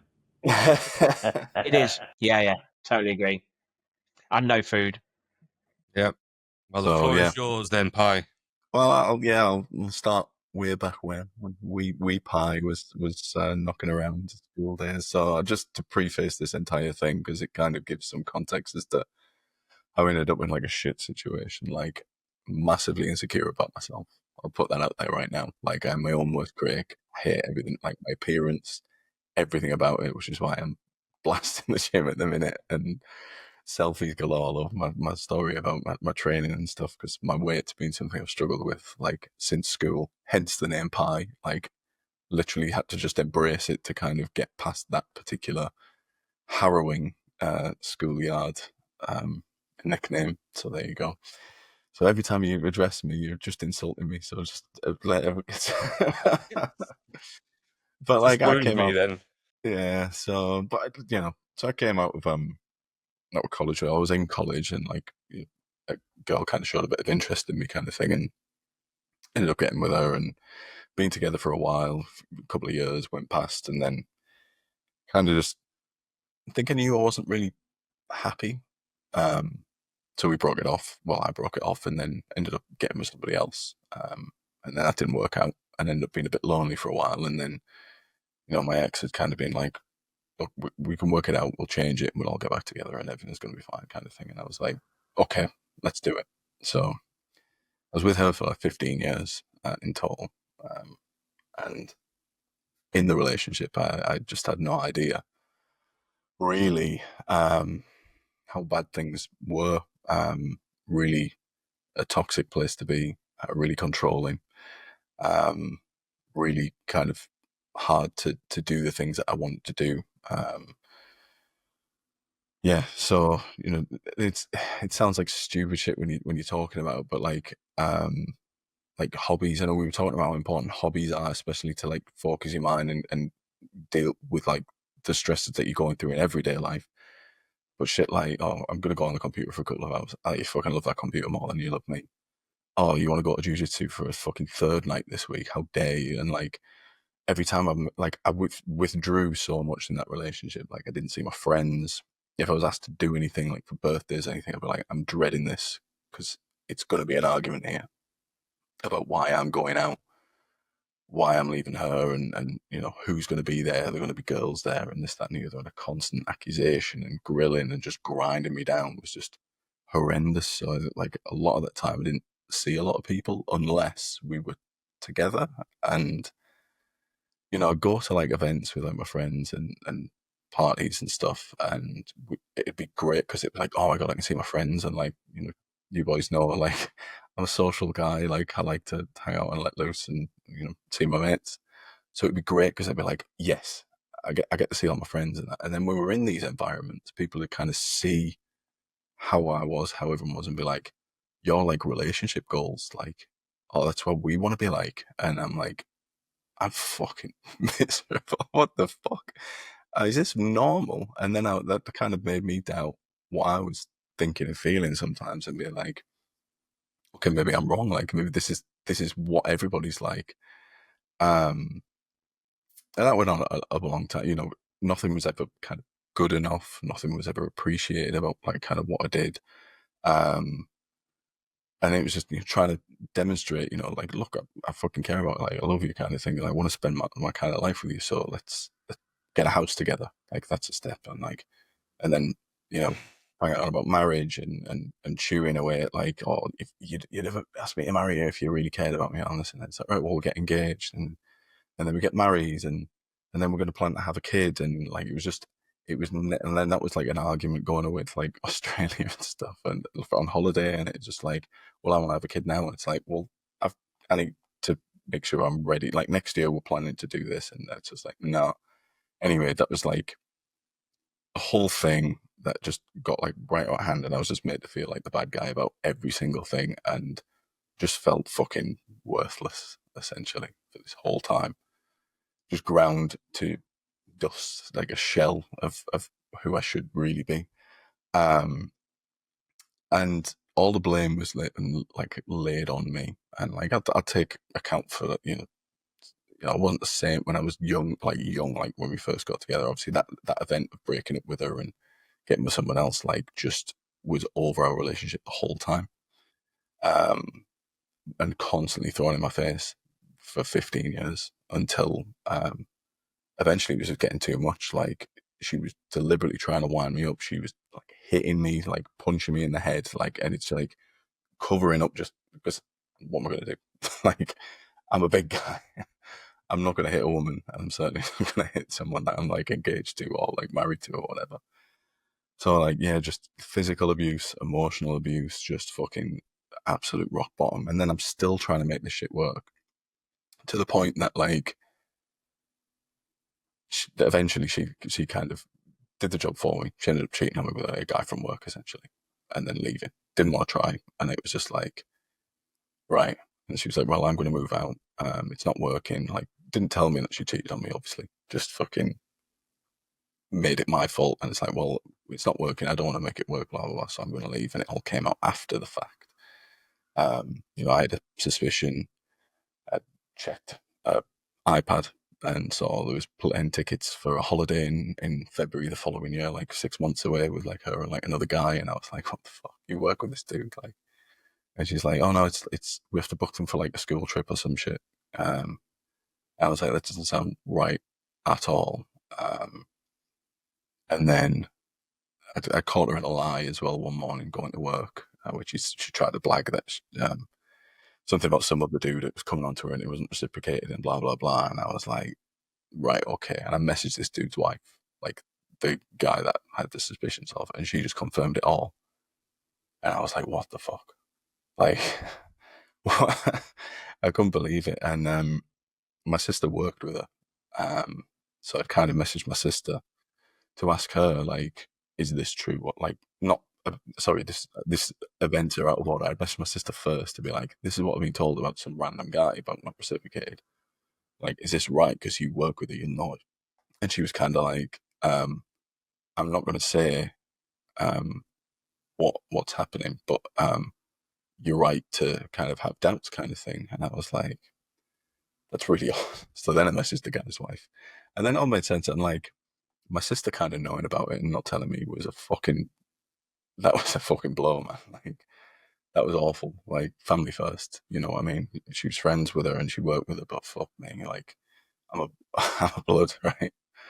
So anyway, it all came out, and I kind of just let her off, essentially. It was just like, I'm exhausted. Like, it's done. It's over. Just fucking leave it. It's fucking done. Like, I'm not going to make, and like my mate, like closest mates at the time were like, this is fucking bullshit. You need to do something about this. And I was like, I'm exhausted, man. I'm just done. Like, just keep it done. I can sort the house stuff out and be pragmatic. Let me get shit in order. And then I can fucking have a meltdown or do whatever I need to do. Like, this is fucking ridiculous. I didn't do any of that. I went absolutely fucking wild, going out every fucking weekend, just drinking and eating to excess and just partying all the time. It didn't really stop. I was sorting out like the house stuff because I needed to get it done to just make sure I had a fucking roof over my head, and like it was something that I could focus on doing, just getting money together to buy her out of the house and just get something to get my life, some part of my life back. You know, if I've got a house, I've got somewhere to live, I'm all good. But like everything else was just, I didn't give a fuck. Like, just do what I want when I want all the time, just going out partying. And I was going to conferences for work and I was just planning on where I was going to go, what I was going to do after, who I was going to meet up with, who I was going to go partying with, what I was going to do, whatever. And it was fucking bad, man. I was spiraling, like racking up loads of debt, just fucking putting my body through hell. I was trying to throw myself at my jiu-jitsu to, you know, I was still training like 5-6 days a week at that time, like just threw myself into it to try and distract me from shit. We talked about hobbies being important, but it was like that momentary focus, and then I'd leave and it'd be like, well, fuck, I'm done again. So, you know, if you were on my Instagram at that point in time, you'd have just seen all the fucking deprecating memes I was sharing all the time about how much I hated myself and how my life was shit. And then COVID happened, and I was just on my fucking own in a house alone, not able to contact anyone. And yeah, I was fucking rock bottom at that point. But I was quite fortunate that, you know, I've got friends that we've helped each other out of situations like this before. One of my really close friends, he had a much worse kind of breakup before, and he really spiraled, and you know, we were kind of there for him. Like, I was there for him. Like, caused a rift between me and my ex at the time. She fucking hated him. I wanted him, and like, he's my fucking friend. He's struggling. Like, I'm gonna side with him. And yeah, we kind of rallied round each other in COVID. And you know, me and Dan have been mates for a little while, but we really got close during that time, which was ironic because we couldn't fucking see each other or like hang out or whatever. But like, you know, Zoom calls and shit, like making sure we're all checking in and having a bit of crack. And then I met Stacey, my girlfriend, during COVID, and quickly realised that my bullshit was not conducive to meeting an actual nice person that would want to be with me. And I kind of said that to her. I was like, I know that like you're sort of you're exactly what I need in life, but I'm a fucking wreck, and it's not going to work, kind of thing. And I was just like, I'm not in a position to do anything about this, so we just fucking. I thought I blew it. Do you know what I mean? Like, met someone that was fucking great, and then blew it because I was a fucking mess and had just behaved like a child for the last 6 to 8 months, and not really handled any of my bullshit. Just spiraled and kept going. And after a few weeks, she kind of just like reached out to me, and it was like a bit of like an offer of friendship kind of thing, and that was really what I needed. Like, that touch point with her kind of helped me get through a lot of it, and deal with stuff, and it took me a while, but you know, she was still going on dates with like guys to like look for something romantically, and like I was still like doing the same, and then it was like, well, it's not really what either of us want, kind of thing, and then we kind of just found each other again in that sense, and yeah, she kind of made me sit down and deal with all that shit. But the hang-ups from that experience are just with me constantly. You know, anytime Stacey would make like a perfectly reasonable like question about something, you know, that happens over a weekend, or that, you know, I'd maybe done, or maybe I've not spent enough time with her one week, and I'd be straight back into like fight mode, or like I'd shut down completely. Like, just the effects that like that experience had on me, I'm still trying to navigate now. And it's really fucking hard. And you know, try and be as good as I can be, right? Because I always want to try and better myself, and especially for the people in your life that like you care about, you want to be the best version of yourself for them. And it's fucking hard, man. And like, you know, I've not really ever told anyone apart from Stacey about you know, being physically assaulted by my ex-wife. You know, it's fucking crazy. Like, I've not talked about just about any of this stuff with anybody else. But yeah, just, you know, got a really different kind of experience with other people at the time. But that whole COVID time was just shit, man. Like, I know, Yeah. you know, Darren, you've had a lot of stuff going on. Like, similar thing. My granddad passed away in 2021, right before my week before my birthday. I was out with some friends after, you know, we're just getting sort of back to normal, and things sort of look like they're going well for me. And then my fucking granddad dies after he's been struggling with dementia for the past, you know, 8 to 10 years. And I was really lucky that I got to see him kind of the week before he went. And, you know, it's hard, like, when someone's going through that kind of illness, and, you know, seeing the family, and he's not recognizing people. And it was a really nice last visit that I had to the house, where like I walked in and he was like, "Oh, you all right, son?" And like, he knew who I was, and he was asking after me, and we had like a really good chat, and then left that. And yeah, it's just hard when like he went, and I was out with some friends at the time. Just got the text from my parents to say he'd kind of gone. Yeah, it was rough. So, on top of everything else going on at the time, it was pretty shit. But yeah, it's just a struggle. Being able to talk about stuff like this. I was kind of lucky that I was with friends at the time when that happened as well for me, because they were there straight away. They could see like the impact it had. Like, it's not like I could be like, I get that home and then I message, I was like, "Oh, my granddad died last night." Do you know what I mean? I'm like, "Oh, really sorry, mate." It's like you could see the effect, and it's like I was in fucking bits, you know. So I went home, and like Stacey was at mine at the time. She was in waiting for me to get back, and just opened the fucking door and just burst into tears. Just, yeah, it was fucking hard to deal with. Because yeah, he was like, I spent so much time with my granddad when I was younger. Like, he used to take me fishing and shit. Like, my dad used to work away a lot when I was a kid, so my granddad going was like a big fucking, yeah, that hurt a lot when he went. And, you know, still carrying baggage from a fucking abusive ex and a toxic relationship, and still trying to fucking feel better about myself. And, you know, it was kind of that sort of time, I guess, when, or at least it was that year, I think, when I discovered kind of the con scene and cosplay and stuff. You know, me and Dan and a couple of our friends decided we'd pop along to one day, and we had a really good time. And then just kind of found more people in the scene that like brought the best out of me and just supported me and kind of, I guess, give me that validation that I needed, that I wasn't like a complete fucking piece of shit. and and I could actually grow and like be the fucking person that I am, like, and the guy that you guys know. So yeah, I'm really grateful for the fucking friends I've met like in this scene, because we spoke about it earlier how we all look forward to cons to see everyone, and like I've got some really fucking good friends like in this scene. People on this fucking call. Dan, obviously, I mean, we've been friends for a while. We met through jiu-jitsu, and we see each other out of that. But like the rest of our friends, obviously Tom and Steph, we were hanging out the weekend for your birthday, and like Gaz was hanging around, and like Holly and Carla, speaking Nada, and Richie. Fucking, I could go on forever. There's like so many cool fucking people out there that just want to big you up and be like, it's like, that's me. I'm that guy as well. Let me be that guy instead of like the person that just fucking hates myself and wants to bring everyone else down around me so I can feel a bit better about how fucking shit I feel about myself. So yeah, that's me. That's the mascot. That's everything. Yeah.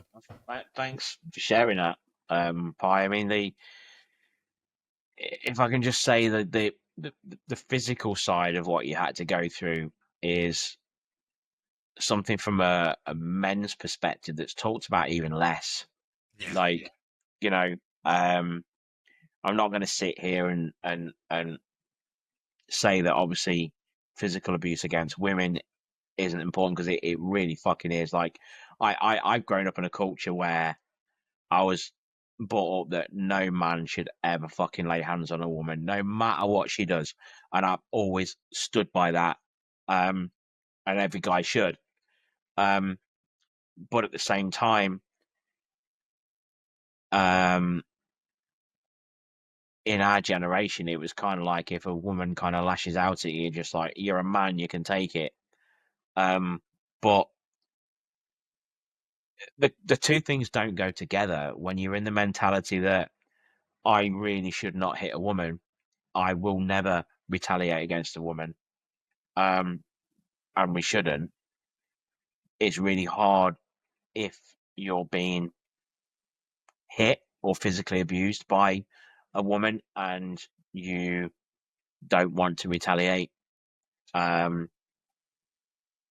It's fucking can, shit, man. I've like, never been in that situation, and I can only imagine how that would feel. But it is something that is not talked about enough. It really isn't. Like, men's mental health isn't talked about enough, but physical abuse against men is talked about even less. Yeah, and that is just something that, It's not just the physical; it's also the mental it's element that comes from it. exactly. It's not exactly like, as you put it, a big strong man.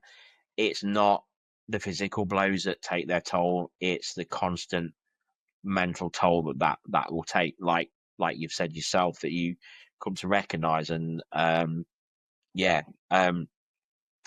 as I can say is thank you for sharing this with us not a and problem. the listener, because it's something Appreciate that, like you say, you've not talked about it with many people. And I really do feel honored that you've shared it with us and the people that are listening, because it is an important story. It is an important message.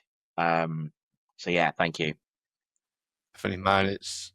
It's one thing to talk about it in a closed environment with a counselor or with a absolutely. friend, but to share something like that with a wider audience on a podcast that will go out to people, that is Totally.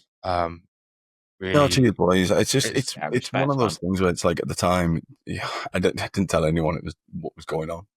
Didn't, a bit of shame about it, a bit embarrassed about it or whatever. But like, I should have been fucking gone straight away. Do you know what I mean? Like, you need to recognize signs like that and get out. But everything else just grinding me into bits and like weighing me down and making me feel fucking worthless about myself. That's over time. But like, the second the blows landed, it's like I should have been gone. And That's Yeah, but the thing. it's easier said than done, isn't it? Like, you know, how many times have we sat there as guys and looked at women that we know that are in abusive relationships and gone, you know, she should get out of there. She should like fucking dump him and be done. I wouldn't put up with that.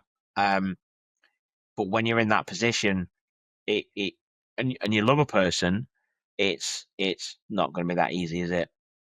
Like you say. So, you know, especially when there's like financial links, like a house and stuff. Yeah, exactly. Responsibility. Yeah, it's rough. Yeah, that was a hard thing to navigate for me. Like coming out of that relationship was really difficult to be like, I need to separate like this emotional response that I want to have from like the pragmatic steps of just making sure that I have somewhere to fucking live and I can put this all to bed and get it over with. Because the actual emotional side of things like carried on. I remember I went away for New Year that year right after the breakup, and like, you know, we obviously had a shared circle of friends. She wasn't invited to that, but people that were there were really close with her, and like listening to the stuff that she was saying to them about the situation was like, are you fucking kidding me? Like, I've got people there saying, like, come to me and be like, oh my God, I can't believe you, like, just let it all go. Like, she's saying, like, oh, why? He's not fight. I want him to fight for me. And I was like, no, she fucking doesn't. She's shacked up with somebody else going on holiday next year. Are you fucking for real? Yeah. Get out of it. And I was so, like, the emotion, like, it's not that easy, is it? It's crazy. And like hearing that, like, I actually fucking burst into tears at this event, just being like, this isn't stopping. It's over and it's still going on. Like, I've got like fucking half a dozen friends left because you know the friendship group just fractures and you have to fucking navigate that. And it's like, and half of those people are still friends with her and now telling me that it's my fault still that things aren't working out. I'm like, fuck this, I'm out. So yeah. Anyway, there we go. If there's any consolation, I think you're a very beautiful man. Thanks, man. You are a very beautiful man. I have my teeth in now, so I'm all right. Yeah, teeth. And you're doing fantastically at the gym as well, my friend. Cheers, brother. That's appreciate that from you. You know, as a fellow. Well, I'm in slacking, so don't. Yeah. I'll tag you tomorrow. I just need to go to the fucking gym. It's like,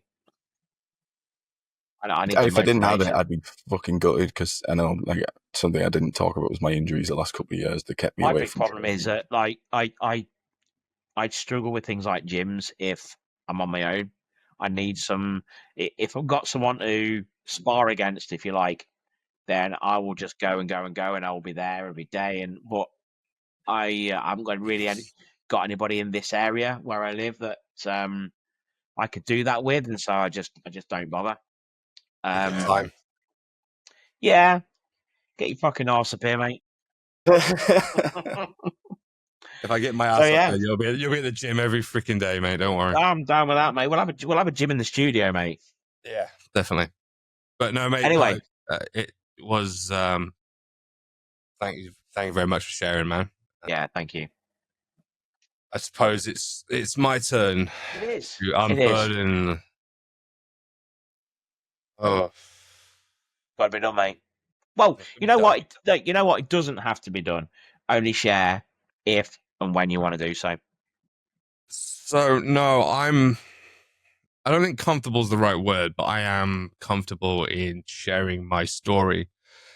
It's something that has taken years to come to grips with and understanding. And I will apologize now to anyone listening. You're going to hear a lot more about me than probably you ever thought you would. I'm a massive advocate now for being open and honest and talking about things that happen in our lives. I suppose a bit like everybody else, I should start way back when I was in that piece. No, I'm joking. I'm not.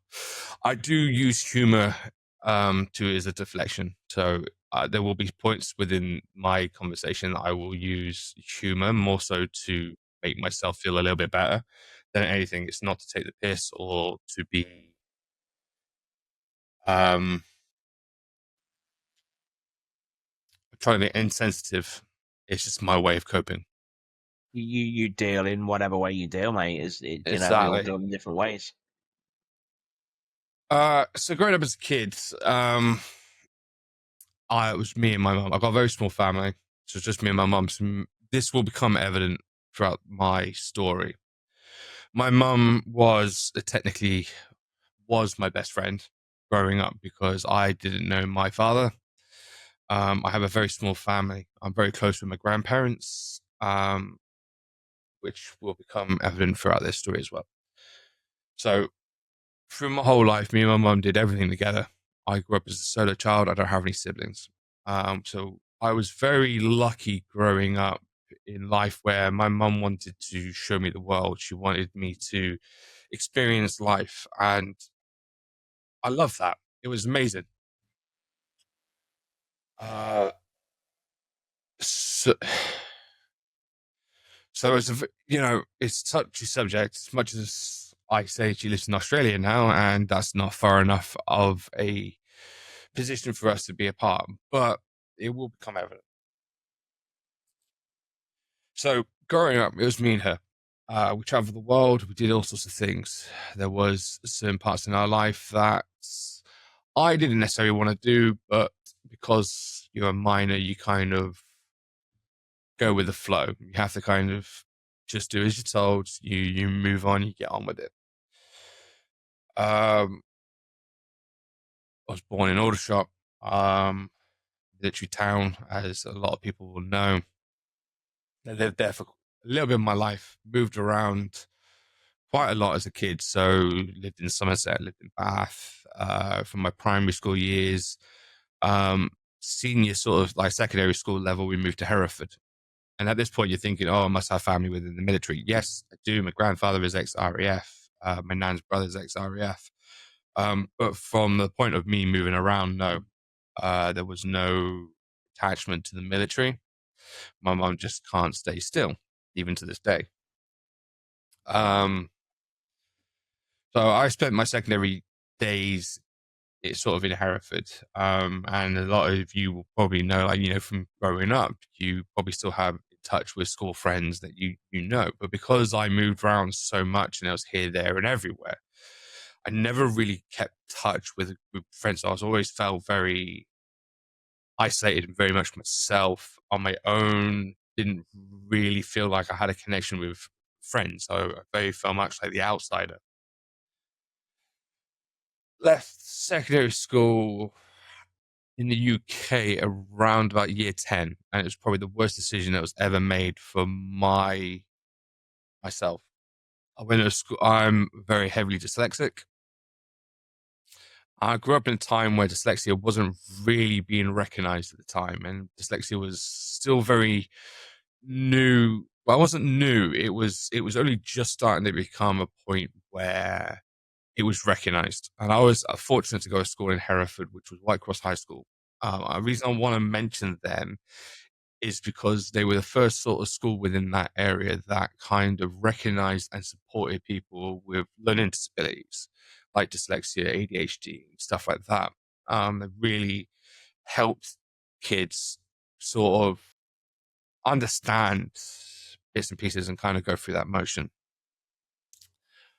So as I was getting to my sort of my GCSE years, my mum decided it was a good idea to move to New Zealand.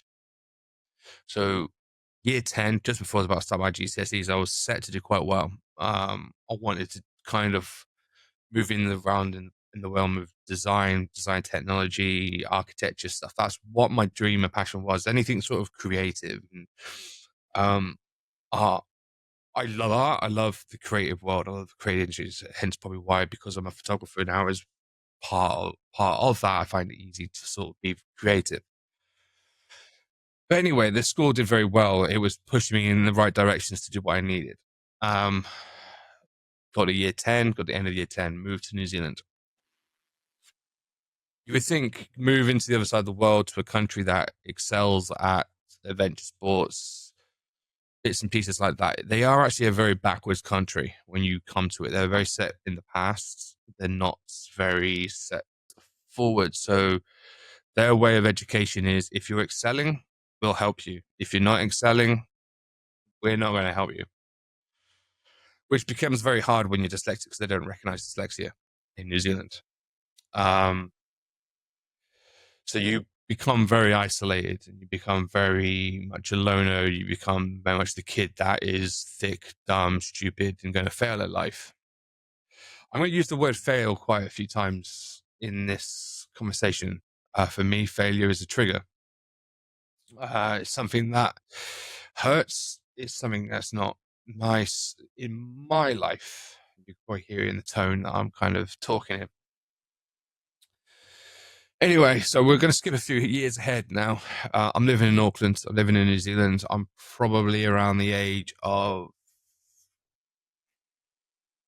I want to say 16 at the time. Because in education over there, you have to stay in school till you're 18.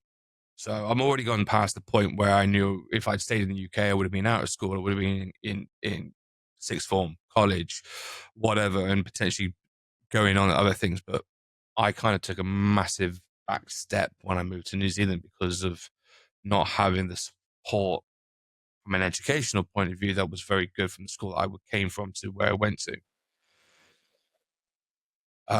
It became very hard to kind of do it. So I kind of rebelled, as most people do at teenage life.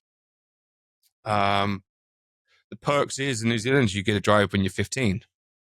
So perks, but that's only because public transport over there is absolutely shite. There isn't any. Unless you live in Auckland, then it's fine because Auckland's the major city in New Zealand.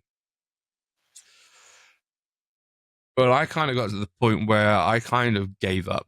I wasn't very interested in progressing. When I lived in the UK, when I was younger, my dream job was to join the British Army. And this is going to relate to something very soon. So one of my dream jobs was always to be in the army. You know, you see the films, we see the fun, you know, Arnold Schwarzenegger, you know, Stallone, whatnot, always running through buildings, blowing shit up. And you think, oh, fuck yeah, I want to do that. That's the sort of lifestyle you want. And Jerry will know what I mean. You know, it's not how it's portrayed on TV. Very far between. Yes, you do that cool shit as well, but it comes with a bit of a mental toll. So I applied for the New Zealand Army, and even they have even stricter guidelines of getting into the military over there. I couldn't even get into the military over there, and that was just even to be in infantry. I then decided at some point that I wanted to come back to the UK. I wanted to join the British Army. I wanted to be a soldier. I wanted to do what I dreamt to be doing because I felt like that was the only option I had at this point.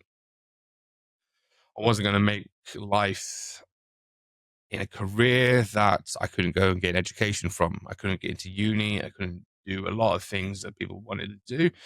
And in some ways, people would class you as, back in the day, would class you as thick, stupid, dumb, a failure. And there's that word again, failure. And it will be a trigger and it will be a word that I will talk about later on. Age of 16, I moved out of home. Me and my mum had a massive argument. We were due to come back to the UK. She basically had no idea if I was going to turn up at the airport or if I was going to stay behind. She didn't know until the day I literally rocked up at the airport. I had moved out for 6 months prior. We had literally had a massive Barney. Seems to be the case in our life from then on to now. I'm now 36. So 30 years later, we're still having the same fucking argument. So the day we moved back to the UK, she kind of pretends everything's okay. I kind of just isolate myself. I'm used to being by myself because this is kind of how I've grown up. I've moved around so much that I didn't actually have a friendship group when I was younger. So I'm a massive introvert, if you haven't noticed. So it kind of to the point that I was fine by myself, you know. I can conquer the world. I can do what I want. I don't need anybody else. I'm independent. I can do what I want. That was the mentality I kind of had at the age of 16. Moved home. Finally got back to the UK. I'm very close with my grandparents. So it was probably the first time in years that I kind of felt loved or appreciated by family for quite a while. And I'm not saying my mum's a terrible person. My mum was a fantastic mother. She raised me right. She raised me in the right way. So I'm not disputing her capability of raising me as a child. It's just her as an individual from an adult point of view, I don't agree with. So I was probably 17 when I come back to the UK. At this point, I wanted to join the army, but obviously I have to wait till I'm 18 to do it legally by myself. My 18th birthday, I remember walking to the recruitment office in Aldershot. I signed the dotted line, and I joined the army. So I made a bit of a compromise because I always wanted to join the infantry because films, TV, whatnot, you always see the heroic side and the guns, the explosions, and all the fun shit you see on TV. And that's what I wanted. I wanted that sort of fun. But I thought, you know what? My family wasn't going to agree. So I compromised. I said, right, okay, I'll do a job. I'll do a career. I'll do a trade. So I joined the Royal Signals. I joined logistics. I joined the Royal Corps Signals within the Corps Masters department. So I was a storeman within the Signals. And go through basics. So 2008, 14th of January 2008, I joined the army. It was my first day of basic training. Joey will know exactly what I mean by basic. Basic is hell. It is designed to essentially break down an individual to the point of quitting to build the strength that they want, they need. So they basically tear you down to nothing, and to see if you have the capabilities to continue, how they want you to continue, not necessarily how you want to continue, but that you have the strength and the capability to live in the world of the military. The military at that time be very different to what Jerry was. I joined very earlier on than he did. The mentality in the army back then was still very much, if you had an issue with someone, you take them out back and you kick the living shit out of them. That was on the way out as I was joining, but that was still very much old school military style while I was there. It's a lot harder than it is now. And you probably have people in now that turn around and go, oh, it's really hard now. Yeah, it's still going to be hard, but it's a different scale of hard. It's a different time. It was a different premise.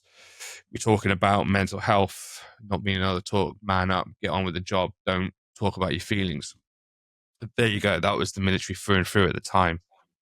This was the time we were in Afghanistan, we were in Iraq, and potentially elsewhere at the same time, when Northern Ireland still wasn't very great. We're talking early 2000. Yes, it wasn't in the press, it wasn't in the news, but still, there was still stuff happening in Northern Ireland.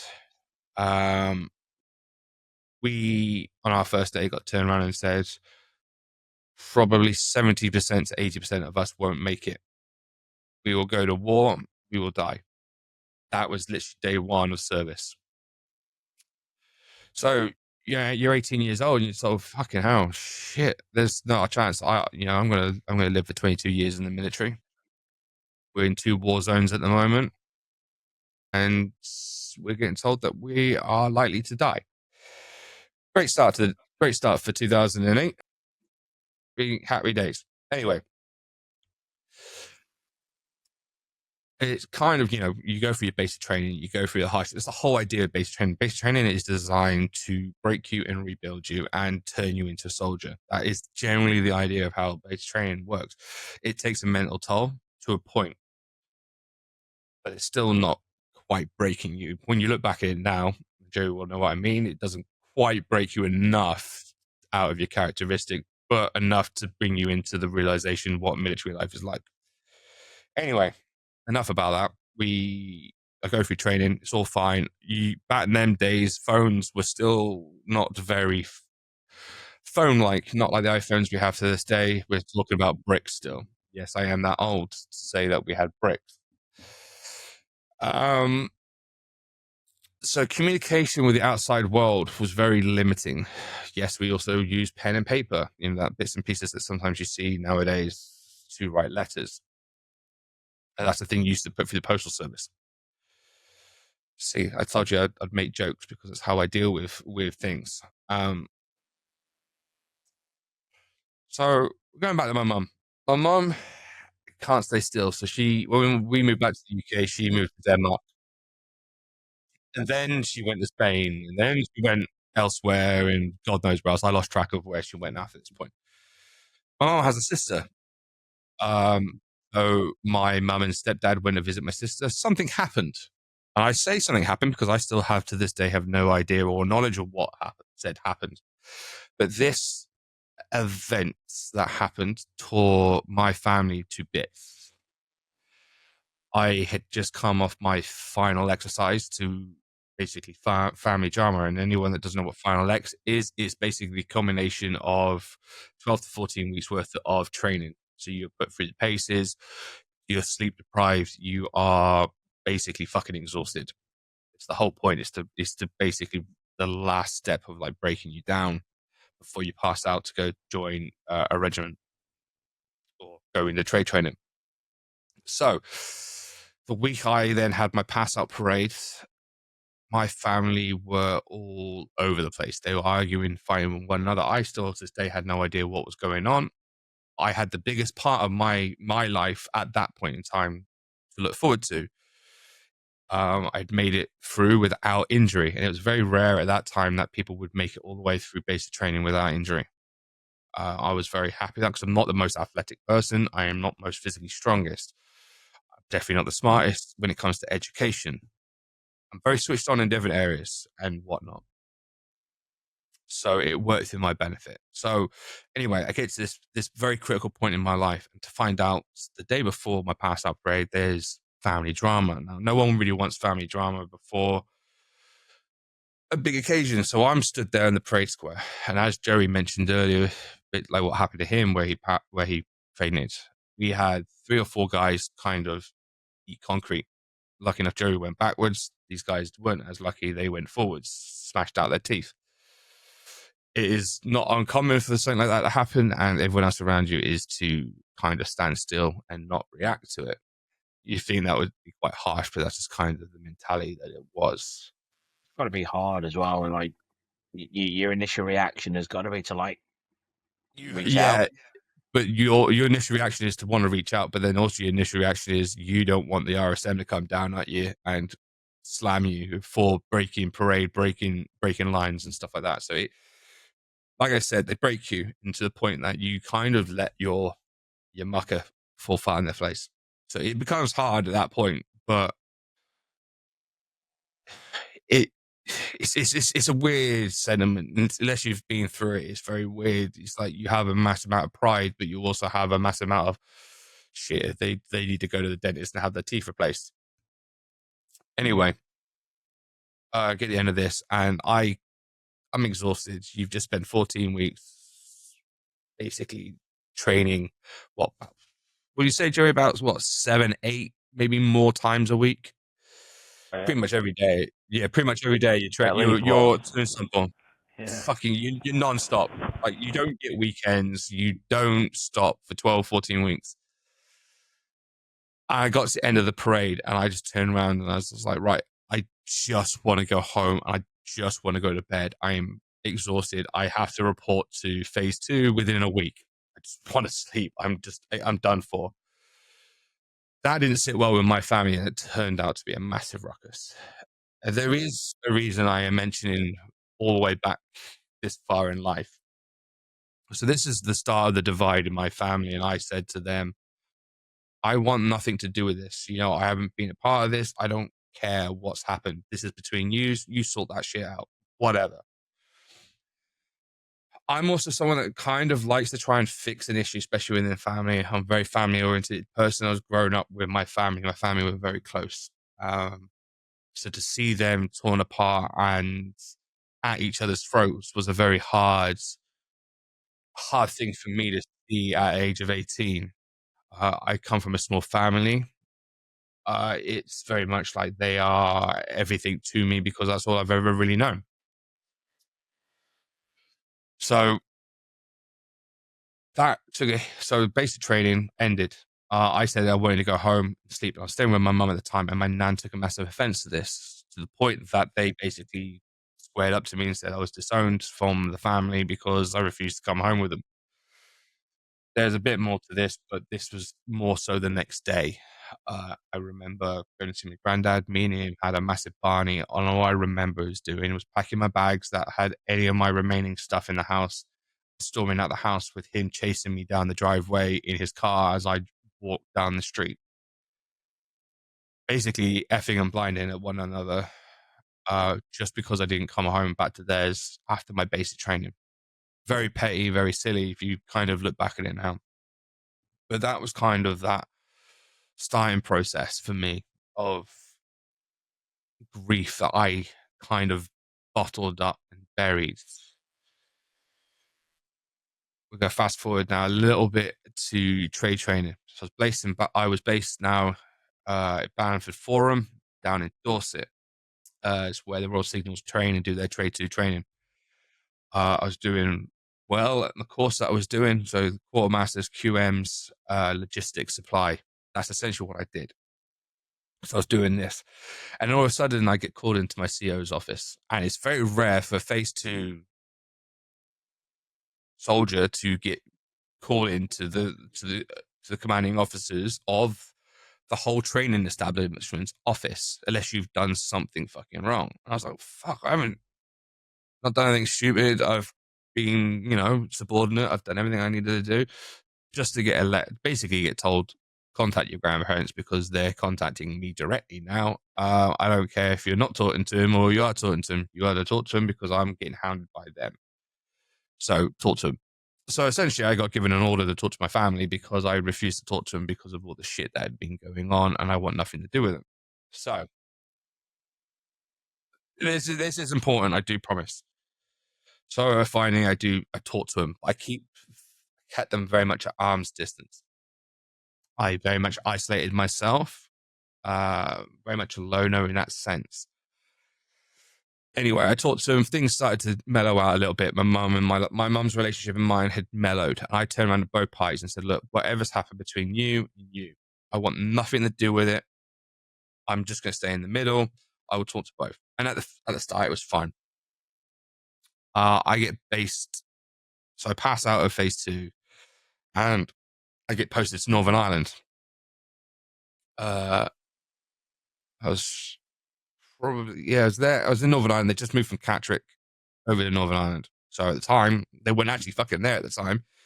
So there was a lot of back and forth because, well, weirdly enough, the army can't fucking organise shit at times, let alone personnel moving from one place to another whilst people are on leave. Weirdly enough, you would think a big organisation, they'd be able to sort that shit out, but they can't. Anyway, I digress.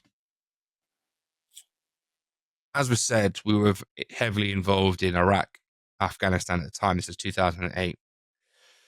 I get to unit, told that we were going on deployment in 2009. Originally, we were meant to go out to Iraq on, never remember what fucking number it was. Doesn't really matter to this conversation, really. We started pre-deployment training. I went off to Leconfields. If anyone's ever been there, you'll know how much of a shithole that place is. It is a dive. The only benefit I got as I went there is a phase 3 because I'd been to unit, so at least I didn't have to worry about all the bullshit anymore. So I went and did my HGV. Was there for 3 months, which is quite quick considering because you could be there 6-7 months before you get out of that place, and that place is literally hell. There was another place that was become hell eventually, but this one was hell in the UK. So finally get back to unit, and then I was put on rear duty. So the rear duties is essentially you're not deploying to Afghanistan or Iraq. You are staying with the rear detachment. You are basically managing managing the backward point of it back in the UK. Someone then got injured, and then I got put up 2 weeks prior to deployment. So I had done no pre-deployment, nothing. I went out on first wave, so I was first in to where this time we were meant to go to Iraq, but we got then changed to Afghanistan in the end. So 2009, I did a summer tour in Afghanistan. it's going to sound like the weirdest thing. Part of me, the first 6 months was the worst 6 months of my life at that time. I absolutely hated it. It was such difference. I was probably at the time 19, having my 20th birthday out there, and I just felt lost. I didn't know what the fuck I was doing. I felt overwhelmed, anxious, but I didn't know these feelings at the time. All I knew was I just didn't feel right. And I just, it's a massive heavy burden that we put on people in the military. You got to think we're all kids essentially playing soldiers, in a serious conflict, and then all of a sudden, I was lucky enough to get my R&R halfway through my deployment to Afghanistan, which was probably the most saving grace I think I've ever had in my life. There was a changeover in command. We had a new QM. So QM is normally a captain or a major. We had a new one in Pete Griffiths. Remember this guy, the day I died, he was probably one of the best commanding officers I think I've ever served under. He was the most supportive person I think I've ever met. So second part of my deployment, he comes out to replace the current QM. And it was such a change in leadership that actually filled me with a lot of passion and enjoyment for the job again. It kind of made me feel very included. It made me feel accepted. And he kind of gave me that drive and that push to do things that I never really thought I could do. He saw the capability and the potential in individuals to drive them in a direction. So you would think, how's this got to do anything with mental health? And it's like, well, it all kind of goes to shit. All kind of goes to shit a little bit later on. So second half of my deployment goes really well. I get recognized for hard work. My career's starting to really sort of blossom. It's starting to really take shape, to the point that they want to kind of put me on courses for things because I was doing quite well. You would think that would be very pushing them around in the right place. I was excelling. I was doing what I needed to do, and I was getting the right attention from the right people. And it wasn't seeking it. It was very much of right place, right time, impressing the right people, but not by choice. It was just doing my job. We get back to Northern Ireland. I don't really want to talk too much about sort of some of the stuff that happened out there because it was very emotional for us out there. We lost a lot of good people.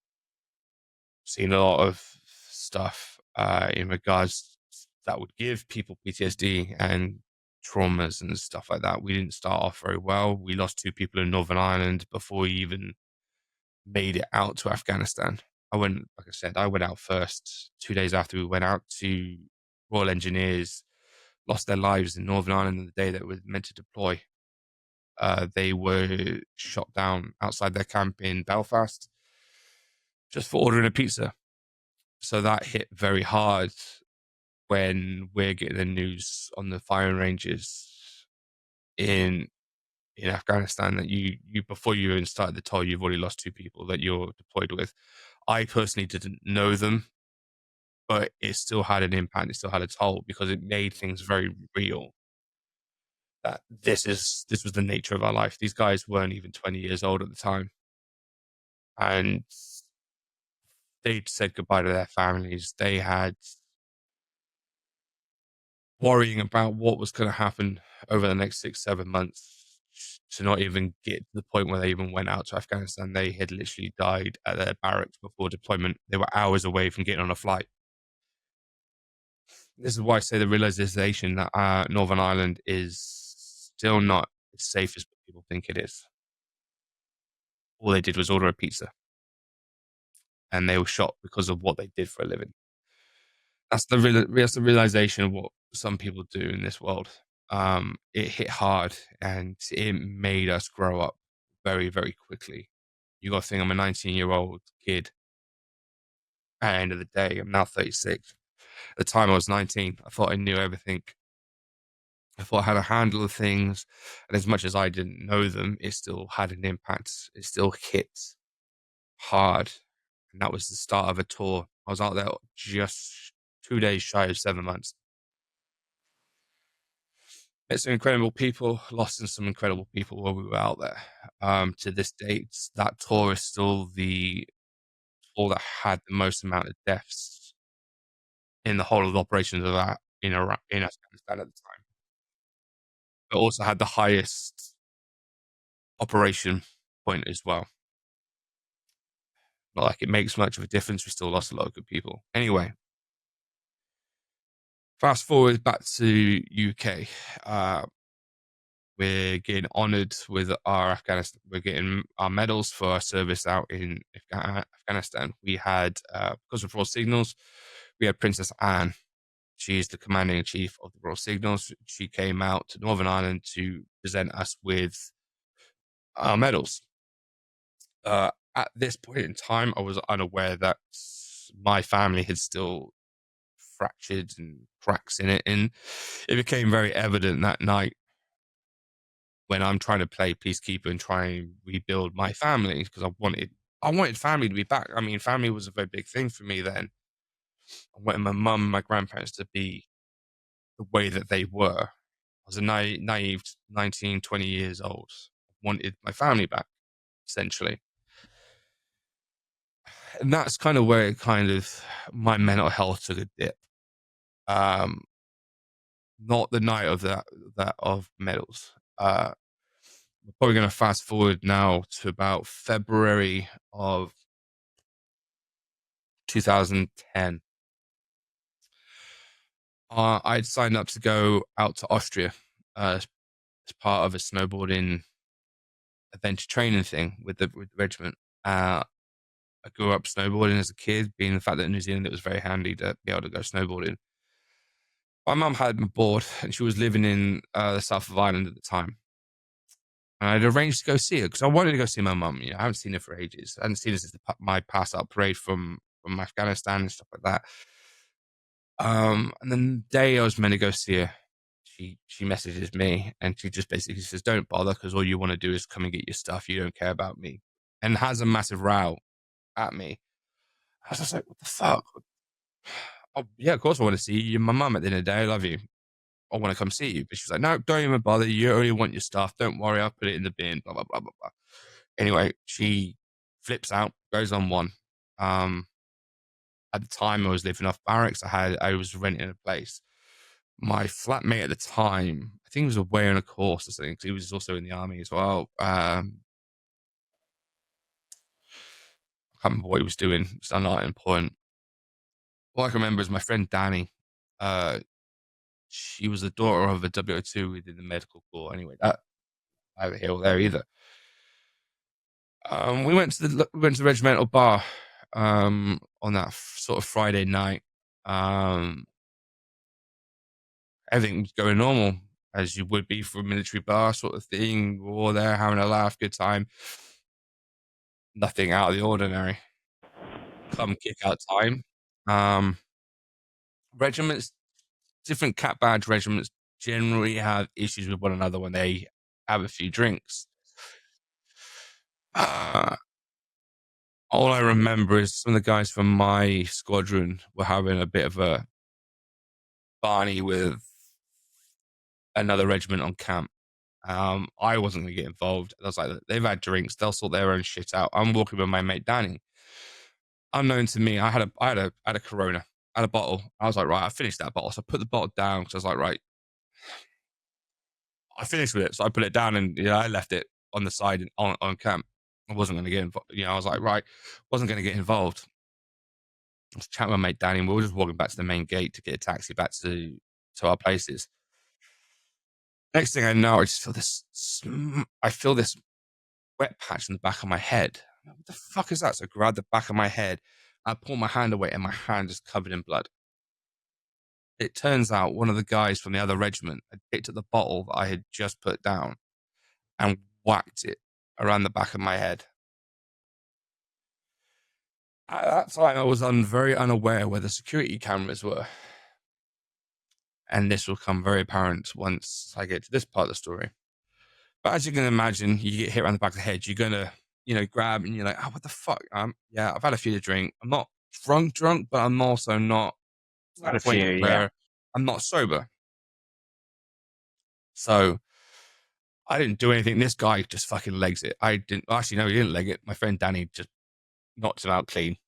Like, she's a civilian. She doesn't matter. She just knocked him out fucking clean. I didn't even see the guy. I don't even know what he looked like. All I remember doing is grabbing the back of my head and just like bending over, going, "What the fuck was that?" Because if anyone's ever been hit with a bottle, you'll know what I mean. It fucking hurts. Next thing I know, I'm at the main gate. We then get a taxi. We go down to the local hospital because I needed 15 stitches in the back of my head. I was in A&E for about 4 or 5 hours. To the point that when I left A&E, I got my mate. She took me back to my apartment or my flat. My mate met me there, and I went to bed. I remember going to bed that night and thinking, I know I've got a concussion, and I was so scared to go to sleep because I thought, shit, am I even going to fucking wake up the next day? Because I've been whacked pretty fucking heavily around the head. I'm intoxicated. I'm young. I'm like, I don't fucking know. I feel like am I going to wake up? I was so scared that I wasn't going to wake up the next day. Lucky enough, I woke up the next day. Banging headache. Would do after being hit. So this would be now a Saturday. I knew I needed to go see regimental R&P, so military police. I had to go give a statement because obviously what had happened the night before, I'd already been told by the guard they'd been reported down to them that I needed to go visit them. Anyway, I rock up at the R&P on Saturday morning. Well, actually, they weren't there Saturday morning because, weirdly enough, they actually do take time off. I go give the desk officer a statement of what had happened the night before. I thought that was it, done. Come back into work on Monday. Get called into my boss's office. 2 regimental coppers are there, and I am being handcuffed and taken into custody. I have no fucking idea what the fuck is going on at this point. All I know is I'm being escorted to the regimental police department to be questioned. So I got arrested for aggravated assault. I never hit or touched anybody in this whole thing, so I want to say that from the start. I obviously mentioned I got hit in the back of the head, and I wasn't aware of where the security cameras are. So I was being a good boy. I was cooperating with the police.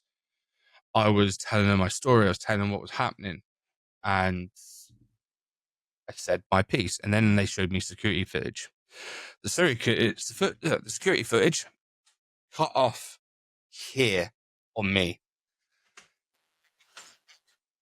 So all you see is me grabbing the back of my head and I'm leaning forward. And the way it looked on video, it looked like I was laying into the guy who had hit me. So it looked like I was beating the shit out of him. What they didn't know and what they didn't see is my friend Danny had knocked the guy clean out off camera. But because the actions that I was doing, because I got hit in the back of the head, I got accused of assault and aggravated assault. No. I then spent 2.5 years under investigation, which then put my career at a point where it was uncertainty if I was going to go to Colchester and be discharged from the army for something that I hadn't done. I was looking at jail time. I was looking probably about 2 years in Colchester. I was going through legal bits and pieces for that whole 2 years. And the day I paid my check to my solicitor was the day that it got found out that I was innocent the whole way through, and the guy who was putting the blame on me had got all his mates within his regiment to admit that they witnessed me laying into him. He got caught out because half the guys that put statements in were actually on deployment in Afghanistan at the time. But for that 2 years, I had that over my head. I had suspicion from my regiment. I had suspicion from the board, so I couldn't get promoted. I stayed as a private, well, a signaller because I'm in the Royal Signals, but for the argument's sake, it's a private. So I was being very much like I wasn't able to move forward with my career. It was over my head. I was scared because had the threat of prison above my head for something that I hadn't done. So I was very relieved when it hadn't happened. But then underlying issues was family, and this is going to come relevant as I get through my story. And I apologize, this is a long story.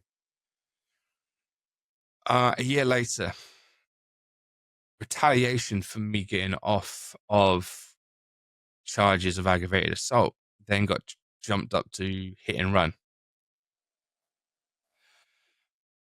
So in the military, we have the thing. We have the shop. It's called the NAFI.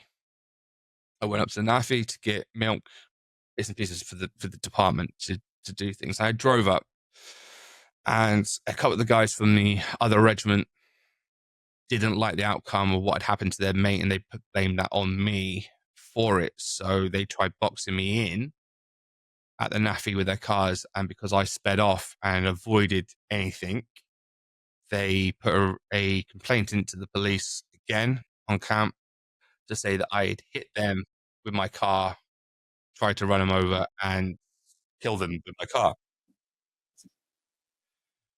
I then went back through another process of investigations with the military police, where I was then being charged with hit and run. They took samples of my car. I went through solicitors, but it didn't get as far as it did last time. It got chucked out pretty quickly. It got proven out as a retaliation for a friend. Do I blame him? No, I don't blame him. It was the way that it was. You know, we stuck up for one another in our units and our regiments and stuff like that. You know, I don't hold any grudges against them for it. It was shit at the time. It was the least of the issues I had. At this point in time, I didn't realize I was struggling mentally. I knew there was something wrong. I'd started drinking more.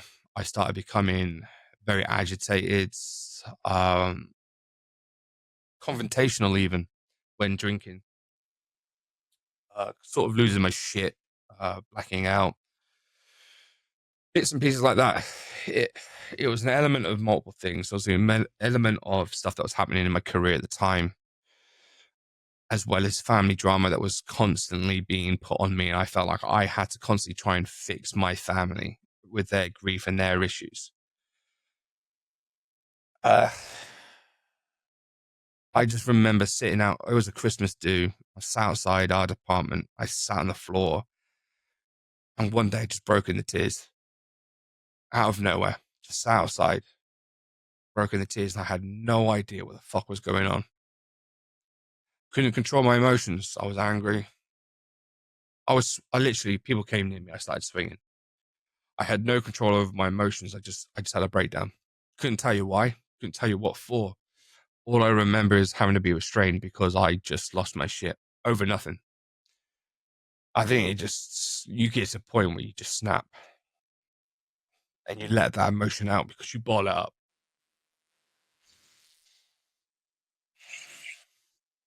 A drink doesn't help in that matter by any means, but I still wanted to refuse that I had an issue. So I did what we were always told: man up, soldier on, get on with life. Get over it. You're just being a fool. You take the embarrassment and the shame the next day because you feel like you've done something stupid, not realizing there was an actual reason behind it. You kind of just bury it. I did that for a while. I did that for years, in fact. I spent 4.5 years in Northern Ireland. Near the end of my time in Northern Ireland, I'd probably isolated myself away from people, blacked out, drank more, refused to admit there was an issue, and just soldiered on. Was a good soldier, carried on with my duties. As long as it didn't impact my work, it didn't matter. I then get promoted. I finally get my corporal rank, moved on, and I went and I got pushed on from Northern Ireland to Bath. I moved out to Somerset, and for me, I thought this would be a good move. I grew up in Somerset. It was a familiar place. It could help me to hopefully reconnect with a little bit of myself again. But because I was in a black hole that I refused to admit I was in, things weren't as peachy as you kind of think it were. I spent another year and a bit in Bath before I decided I've had enough. I want to leave. There's underlying issues here as well. There was the fact that I was getting career fouled, and anyone that doesn't know what career fouled means, it basically means I couldn't do anything that I wanted to go and do. I would put in for training courses to progress my career, to get the next rank. I was trying to get fast. I'd been put forward for fast track for sergeant. Within my role, I was pushing in for the top tier of my trade. I was pushing in for courses I can't really talk about, that would have taken me away from my regiment, that would have put me into different places that I'm not eligible to talk about. But because I was classed and deemed as a valuable asset to my unit, I was stuck back home, and every time I put in for course, I'd get it greenlit and then have it sort of taken away from me at literally the moment I was meant to go. So you get to a point where you're like, enough's enough. I fucking had enough of this shit. I can't progress. I'm stalling out. You've left me in a position where I can't do anything. I can't go up in rank. I can't go up in trade. I can't go on courses. I am just sat doing the same boring shit over and over again. And because I refused to admit that I was having mental health issues or struggling with anxiety or depression, it's easy for me to say it now because I recognize the signs. Back then, I didn't know what anxiety felt like. I didn't understand what depression was. I just knew I wasn't happy. I knew I wasn't feeling fulfilled, and I went off that mentality of life will be greener on the outside. You move on. Fuck this. Yeah, sorry, mate. Don't worry about it. You're in the mentality of, fuck this. I've had enough. Life will be greener. I'll leave the army. I'll feel happy. I'll feel great. Yeah. I left and I started a civvy job, and I left, but the army didn't advise me on how what I could claim and what I could do to reintegrate back into society, what I could do course-wise, and they basically milked me for everything that I was worth to help them without helping me. So I didn't get the usual resettlement. I didn't get put on courses because they wanted to use me till the bitter end. I wasn't aware of this until I left, which made me very bitter and pissed off. I went back into civilian life. I found that struggle very hard. I started working in a job in London, living where I am now, which is about an hour and a half to 2 hours away. I remember driving into work one day, sat on the M40, and I had panic attack. To the point I just turned my car around and went home. Just went home. Didn't even tell the bosses what was going on. I couldn't breathe. I felt like I was having a heart attack. Well, for someone that's never had a heart attack, your heart's palpitating, like your heart's going at 1,000 beats per second. You're struggling to breathe. You're struggling. I went home. And at the time, I was living with my grandparents because I just come out of the army. I didn't have a place of my own, so I left. I was living with family, and I couldn't get out of bed. So the point is, I couldn't get out of bed. I couldn't answer the phone. I had to get my family were calling in work saying I was struggling with X, Y, and Z because I just physically couldn't do it. It's such a hard thing to explain. One day they managed to convince me to get out of bed, and then I'd go to the doctors. So I was kind of I kind of came downstairs and I went, there's an issue. And I don't know what it is. I need to go see the doctor. So I got an emergency appointment to see the doctor. I explained the situation, explained the feelings, explained what was going on. And he explained to me that you're having panic attacks, which is being induced and brought on by anxiety, depression. It looks like I'd been struggling with it for years, untreated and not recognized or supported, because no one from a doctor's point of view had ever recognized that I was struggling with it. They basically just turned around and said, man up and get on with it. You'll get over it at some point. You're just going through some feelings, whatever. So this doctor just basically turned around and explained it. And as soon as I had an explanation and an understanding of what was happening, I could put a name to what I was feeling. I knew it was anxiety. I could then manage it. I could understand that, oh, okay, that's anxiety. Yeah, I could deal with it. I didn't deal with it very well when I first found out. I learned what it was. I'd understand it. I had it. They wanted to put me on pills, and I was very against being on pills. Because NHS's answer to everything is have a pill. So I went on sertraline at the time, and I thought, do you know what? I've got a bit of money saved over from a bit of inheritance and stuff like that. I'm an avid snowboarder. I thought, do you know what? A bit of time away, a bit of R&R would do me some good. So I went to Canada for 4 months. You think that's a bit impulsive or whatnot, but I basically went out to Canada and I thought, you know what? I want to do snowboard instructor. I want to go do something. I want to go be out in the world. For me, snowboarding was my happy place. It was somewhere that I always loved.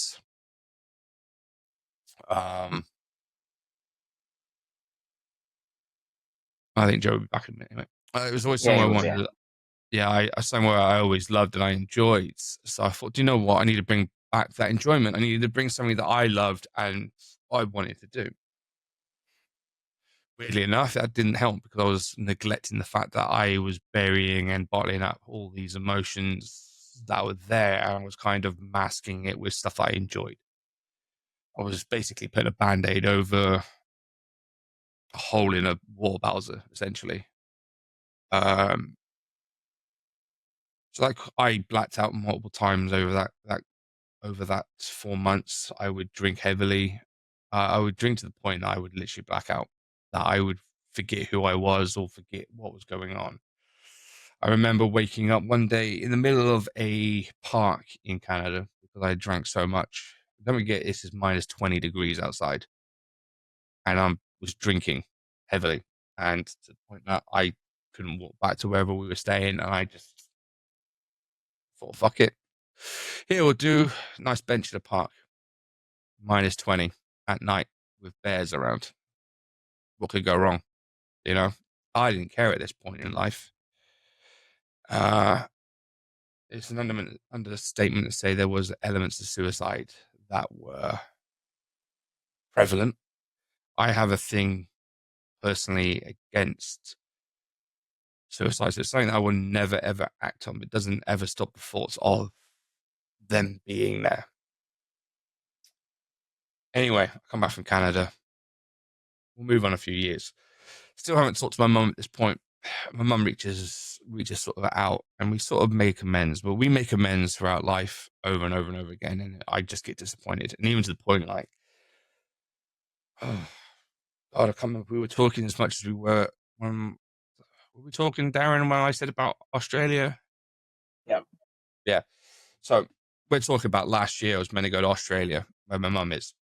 But she fucked it up and we had a massive row to the point we never went. Anyway, I'm going to fast forward a little bit here. So I met my ex-wife, Kate. I'm still not to the point where I'm admitting I have issues. I fall deeply in love with my ex-wife. There's a reason she's my ex-wife. You think everything's going well. to the point that I basically isolated myself from friends, but that wasn't by my choice. My ex-wife was very controlling in some ways. Not that she will ever admit it. Everything was on her terms. So anything that I had an interest in or I had a care about it didn't matter to her. She was like, well, nah, that matter. You're going to do this. You're going to do that. She is and was a very controlling individual throughout our relationship. If it was something that she was interested in, then it was fine. If I wasn't interested, then there'd be a row. If I wanted to relax and chill out and play video games, because for me, video games was a release. Video games was a way that I could get lost. I didn't have to think about the issues and the problems in life. So I would lose myself in video games. Is why I love video games so much. Get lost in a good story. But I essentially gave up playing games because that was a childish thing to do. She couldn't understand that an adult would play games. It got very much to the point that everything we did was always under her terms. Everything was always under her. I look back after the relationship and it became a very manipulative, controlling relationship. I was in the wrong in the end of the day. I'm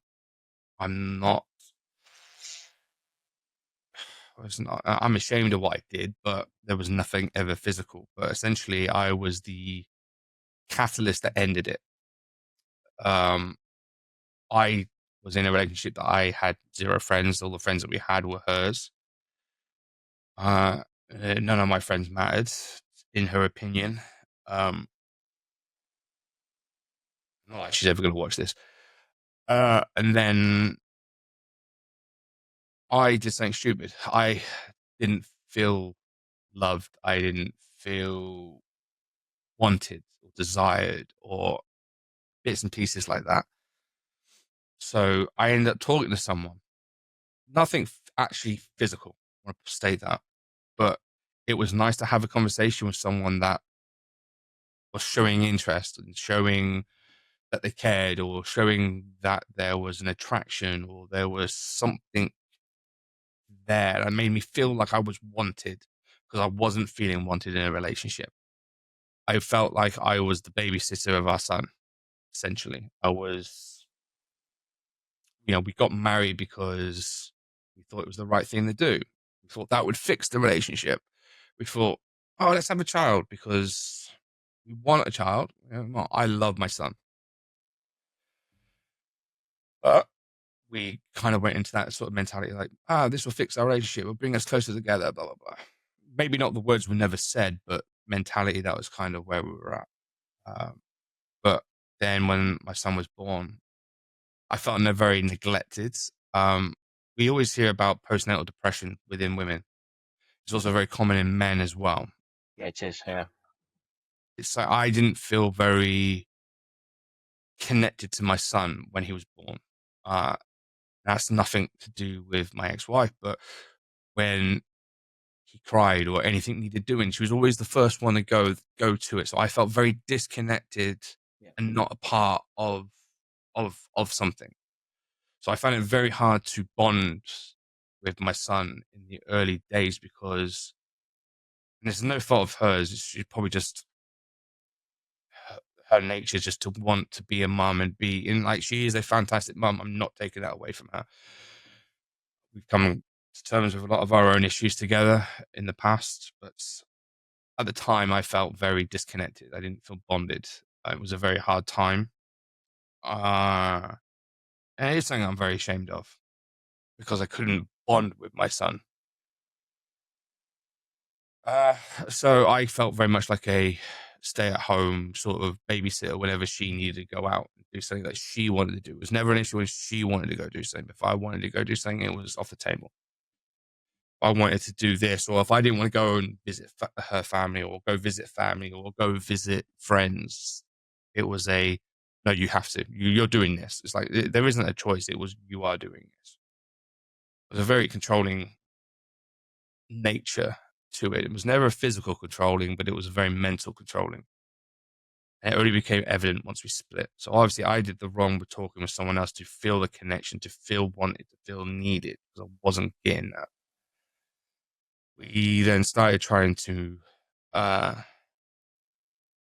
we tried dating again to see if it would work. And it actually turned out that it wasn't working. And I actually made the decision to step away from the relationship, as hard as it would be, because it means that I wouldn't see my son on a day-to-day basis.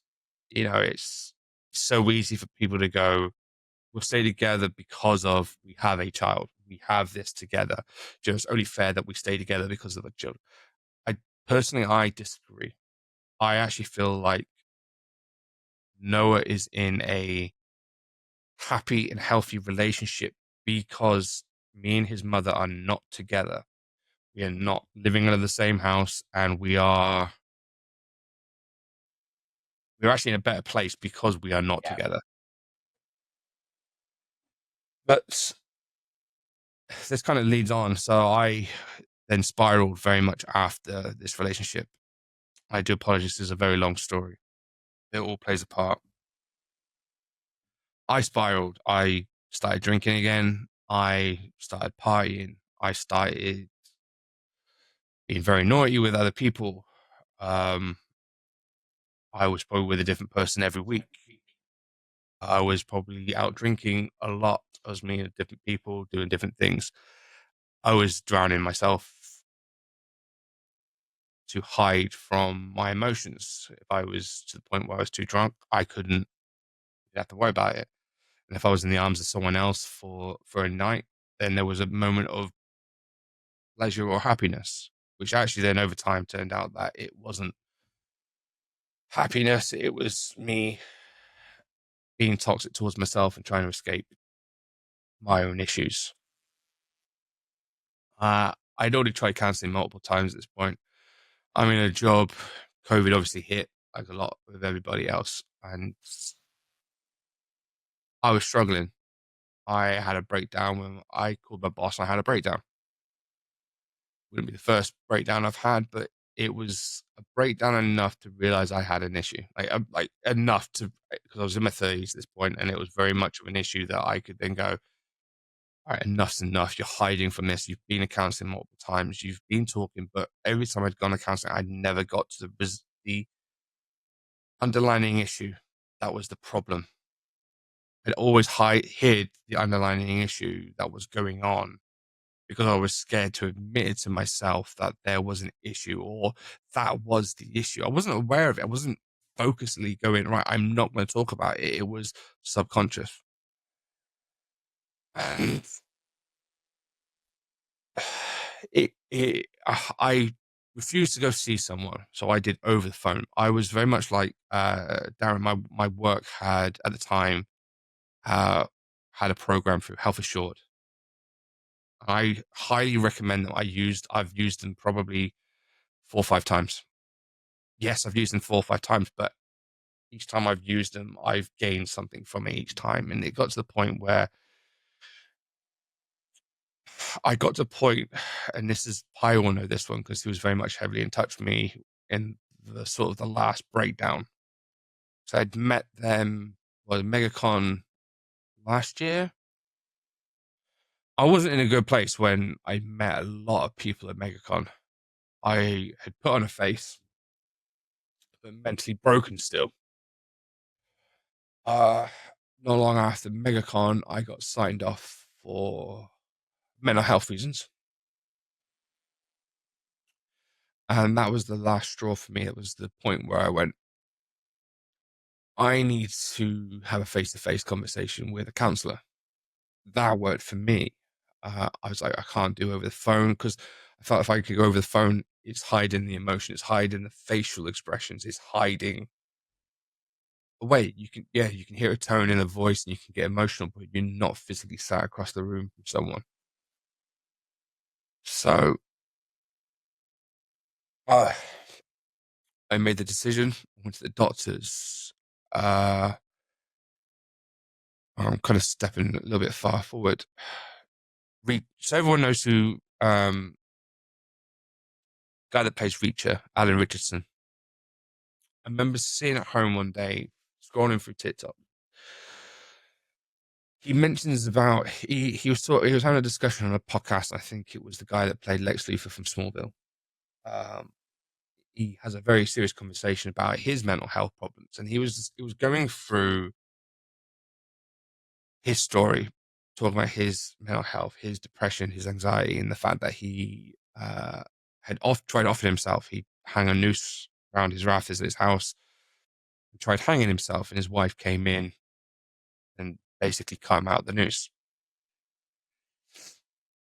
He then later turned out he went to the doctors, and it turned out he had a low chemical imbalance, which no matter what he was doing to counteract his depression, anxiety through meds and whatnot, it was never enough. So what had happened was he was getting low testosterone. It's where you can see the difference in Reacher 1 and Reacher 2, because he's on testosterone in Reacher 2 and he looks jacked as shit. Anyway, it got me thinking. It's like, I'd been through counseling, I've done the medication, I was so anti-medication. I was like, I can't do medication because the last time I was on it, it made me feel numb. It made me feel like shit. So I had a breakdown at work. I literally sat there working away, and then all of a sudden I just burst into tears, sat at my desk. Out of the blue. No reason behind it, nothing had happened. I just had a breakdown. My boss took me into the meeting room so we could have some privacy, and we had a chat. And at that point, she said, "All right, I want you to take the week off. I want you to call Health Assured. I want you to go to the doctors." So I started the process. I called the doctors. I knew I needed help this time. I knew I wasn't going to be able to keep at it or at this process anymore. I couldn't. This was it. It was the last sort of straw. I'd been at rock bottom, but this was like it in hell.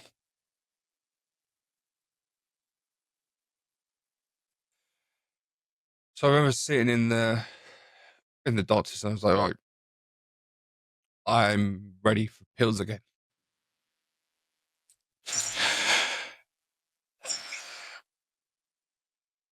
And I was adamant for years I'd never go back on them because I didn't like how they made me feel.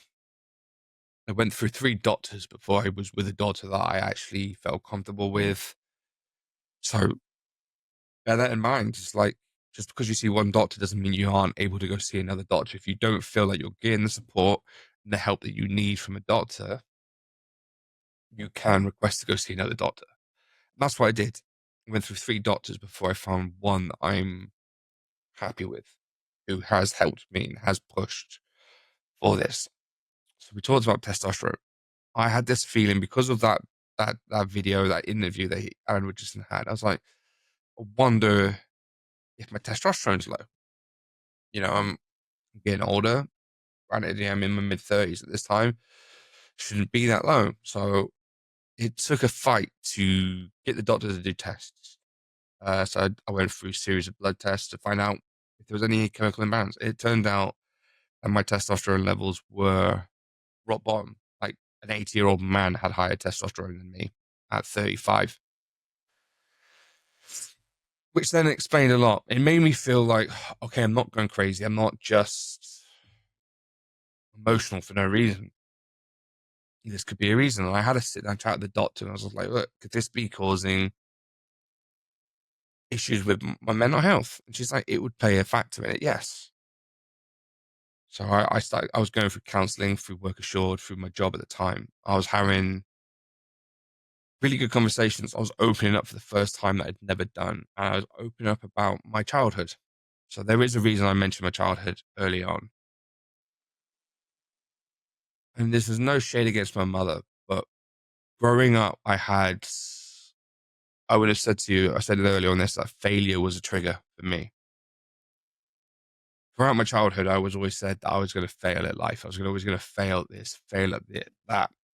So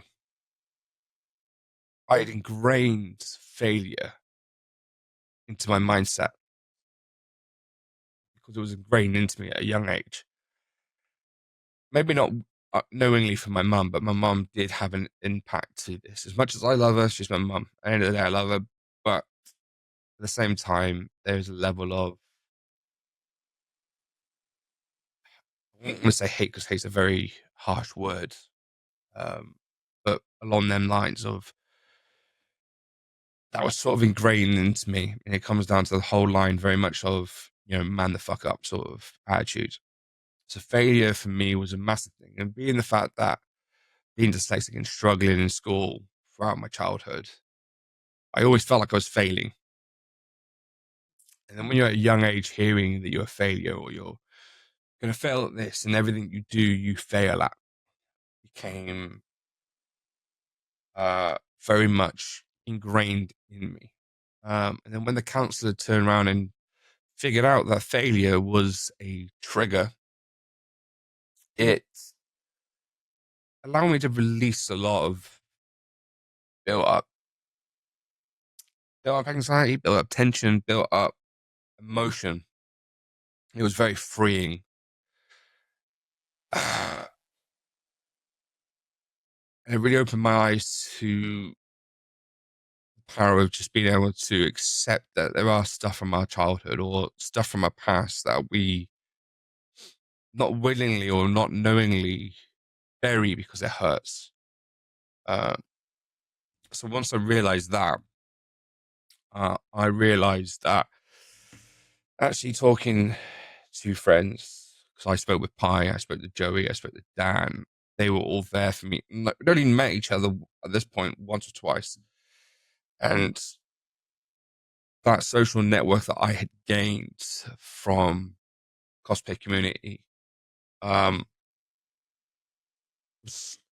I don't want to say overwhelming, but it was a much needed support network, because they would check in on a regular basis. I didn't ask them to; they just did because they cared.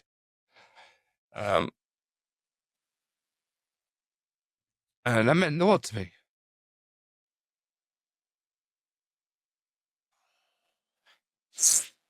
Even though I'm in a better place, it's still emotional for me, as you can see or hear.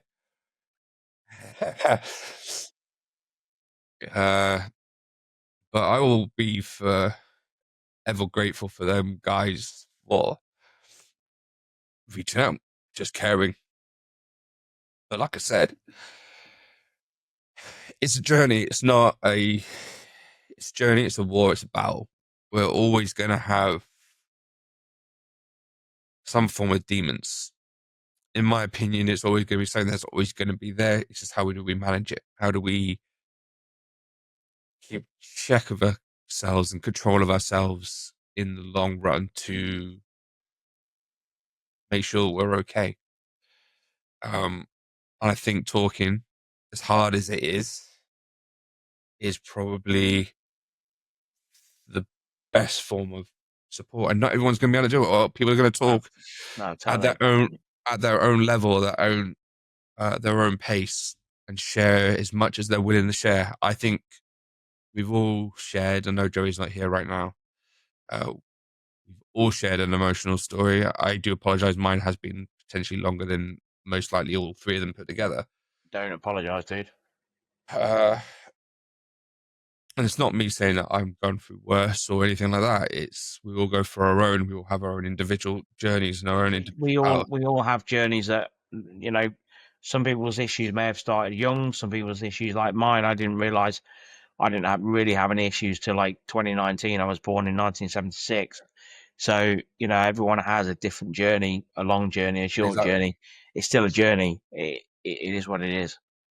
I think the moral of my long ass story is, I think mine's long is because I know that there's been a accumulation of different points in my life that have played a factor in every single part of my mental health. It's never ever going to be one pinpoint thing that is going to trigger me.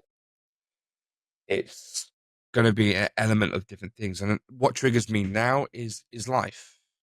Am I being a good father? Am I providing? Am I going to have a roof over my head in a year's time? Is it going?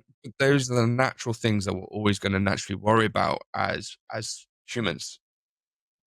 And that's never going to change in this environment, unfortunately. I mean, I will say, like, although my poor mental health was originally triggered by grief, that now I've gone down that path. I do find that my poor mental health or declining mental health can be triggered by various things. And whether it's because I've gone down that path and I've suffered what I've suffered, and I've got to the point in my capacity that, you know, I can only take so much, or whether it's that I'm more aware now that things can affect me in a negative way than I used to be when I was growing up in an era where it wasn't accepted. I don't know. I don't know what the answer is there. But I think the key is that no matter what triggers us, that we do recognize it and that we talk about it, get help for it, reach out for it. And whenever we do, I think that's the most important aspect. No, exactly. I feel like it is important to feel that you're heard. There are people out there who are happy listening. I think why this subject for me is so important is I don't want to see someone suffer or go through it alone. Absolutely. We're all going to go through different phases and different points in our life of it. And it doesn't take a lot to be there for someone either and check in. I had a really like good moment today. I posted like a daft meme on my story. I don't know if you saw it, Switch, where it was like, Probably. I'm gonna go to the gym today and see if I can lift this fucking weight off my shoulders. And it was like just a daft like self-deprecating thing because you know, shit going on. And then like within minutes, one of my mates who I haven't spoken to for ages messaged me and was just like, "Are you all right, mate?" And I was like, I am, yeah.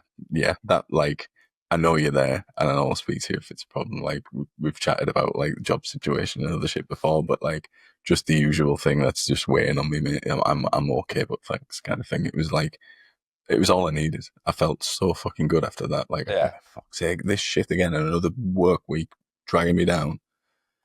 Daft little meme, and then my mate was like, "Yeah, are you all right? Are you good?" I'm like, "Okay, yeah." There's people there I can just talk to at any point. Yeah. It's exactly that. It's like the amount of times that yourself, Darren, Joey, you know, Dan, everybody who's reached out to me whenever I've put like a rant online or something like that, they've gone, "You're right, mate. Like just checking in. You okay?" And it's like, but sometimes all we need is just that one person to go, "Hey man, how you doing? You doing all right? How's things?" And even it's like, even if it doesn't like span into a massive conversation, sometimes if it's caught early enough, that can be all you need. And you're just like, "Yeah, I'm okay, man." Just you have a little rant, and then that's it. It's over, and it doesn't progress any further. Yeah, it's important to have that sort of connection and bits and pieces together. Yeah, and you know, we've talked like, I think everyone's mentioned it's a culmination of things. We think we're surprisingly resilient at stuff, like one at a time, and then eventually it's like, why am I? It kind of like builds up. Yeah, it's not one defecating reason. There's always something else that's tied in there. And I think what Pi was saying is like, for me, one of my coping mechanisms is the gym. It is, when I was off for mental health reasons and I was away from work, one thing that I did to make sure that I got out of bed was to go to the gym, because I felt that I was a safe place. I'd go in. It was an hour to 2 hours of not having to worry about anything other than, can I lift that weight? What is my next exercise? What is this weird contraption? Can I do it? How do I do that properly? You know, it was bits and pieces like, how can I? And it made me feel better for doing something, and it made me feel like it gave me a purpose to get out of bed, get out of my pajamas, and actually go and do something. But that's not necessarily going to work for everybody. Everyone will have their own niche, and it's like Joey was saying, for him, it was going out into the garage and making cosplays. It was going, me or Darren going, right, I'm on a bit of a shit day. Do you know what? I want to edit that wicked Gambit cosplayer who's playing a guitar. Yeah, I mean, for me, it's just been like creative and putting like feelings and emotions into a shot. And like say everyone's got their, or if I can't do that right now, I'll at least plan it. I'll speak to someone. I'll get things down on paper, and I'll make plans to to work on something. It just I think it just it works differently for everyone. We'll just come on quickly just after that, just to some of the support networks that we've mentioned throughout, plus a couple of extras for anyone that might need any help. So Health Assured, we'll put the links in the podcast. Been a really big help for me through my company, but I know I've recommended him to all the people in the past, and they've gladly helped. Mind charity, mental health charity, is another one that I would highly recommend to anyone that needs any help.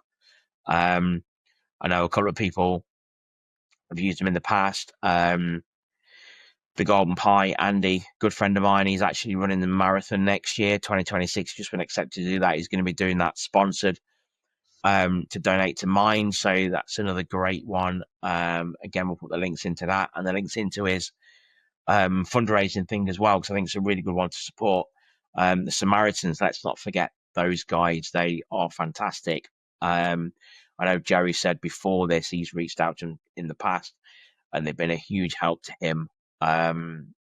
Really just these kind of people should be government funded. They really should. They shouldn't have to rely on people like us to donate, but I will gladly donate to anyone like that. Obviously there's the NHS and GP route, which is a route, but it's a fucking fight. Everyone that I know that's gone down that route, it's a real fight. It is. And talking from someone from experience, Exactly. it is a fight, but if you are wanting Medication, the help, you've got to go down that route if you need any meds. Unfortunately, it takes time. I went on sertraline first, and that made me feel numb. If you're in the same situation where you're offering meds and it doesn't feel right, talk to your GP and tell them, this is how I'm feeling on these meds. They will then put you onto a different one and try that out. Again, it takes time. You have to then be patient with it and push through. I'm now on fluoxetine. I take 3 pills a day. I had a chat with my GP the other week, and they basically said, how are you feeling? Do we need to push you over to another med to try that out to see if that helps? And I said, well, actually, I think if we just increase the dose from 2 to 3, it potentially would just help ease that off. Be prepared to fight if you go for the NHS, but it's still a service that you can go through, but just be patient with it. I also wanted to give a shout out. They're not a support network as such, but they're doing good work, and that's Boys Get Sad too. Both myself and Switch are wearing their merch. They're, the people behind it are in it for the right reasons. They do good things for good people, and so head over to their site for their merch. They really are good at getting the message out there regarding men's mental health. I'm not just wearing this t-shirt for the podcast. I wear it out and about. I wear it to events. I wear it to cons. I wear it to the pub. I'm not afraid to wear it. And if people ask me what it's for, I'll quite happily tell them. So feel free to give them. As you both know, I wore mine over Secret Con weekend when we went on the Saturday night. I didn't have time to get mine before then, but otherwise I would have done. I think I even got a BTS shot of you when we shoot with Troy when you're wearing that. So I need to send that to you at some point. I wasn't wearing it at the Secret Con. I was wearing it in the evening. Oh, okay. Perhaps it was too thick to wear during the day. They are really good quality shirts, actually. But yeah, so we're gonna finish there. Unfortunately, we did lose Joey. He did have to shoot off to a bit of an urgent family thing, so apologies there. But he sends his love. Obviously, he put out a great story as well. But I've been iPhoto UK. Our other host, Switch_GN. I guess massive thank you to you guys. So Joey, last_action_hero_cosplay. And Pi, you know what? I'm going to ask you to say it as well. Pizor plays. Pizor plays. Yeah, there we go. Got it. As always, we've been Cosplay Togs and all things nerdy.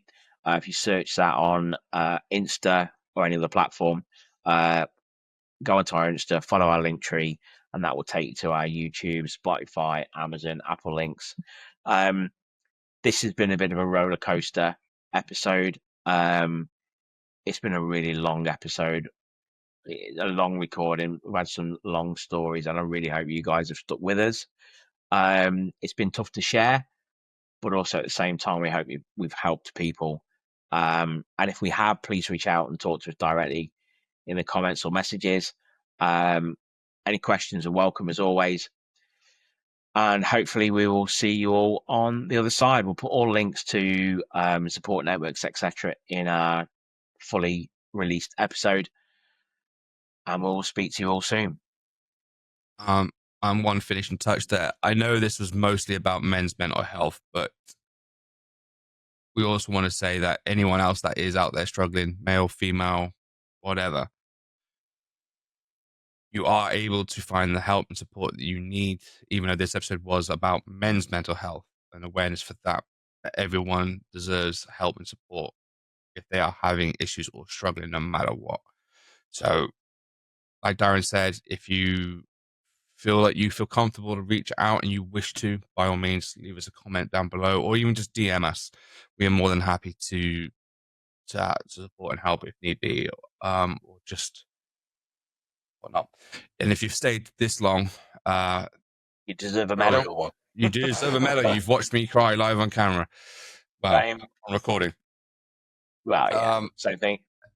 Anyways, thank you very much. As always, to Joey, even though he had to shoot off, thank you very much. And Pi, as always, man, thank you very much for taking the time out of your day to join us and to tell your story. Thanks for having me. See you soon. Bye all.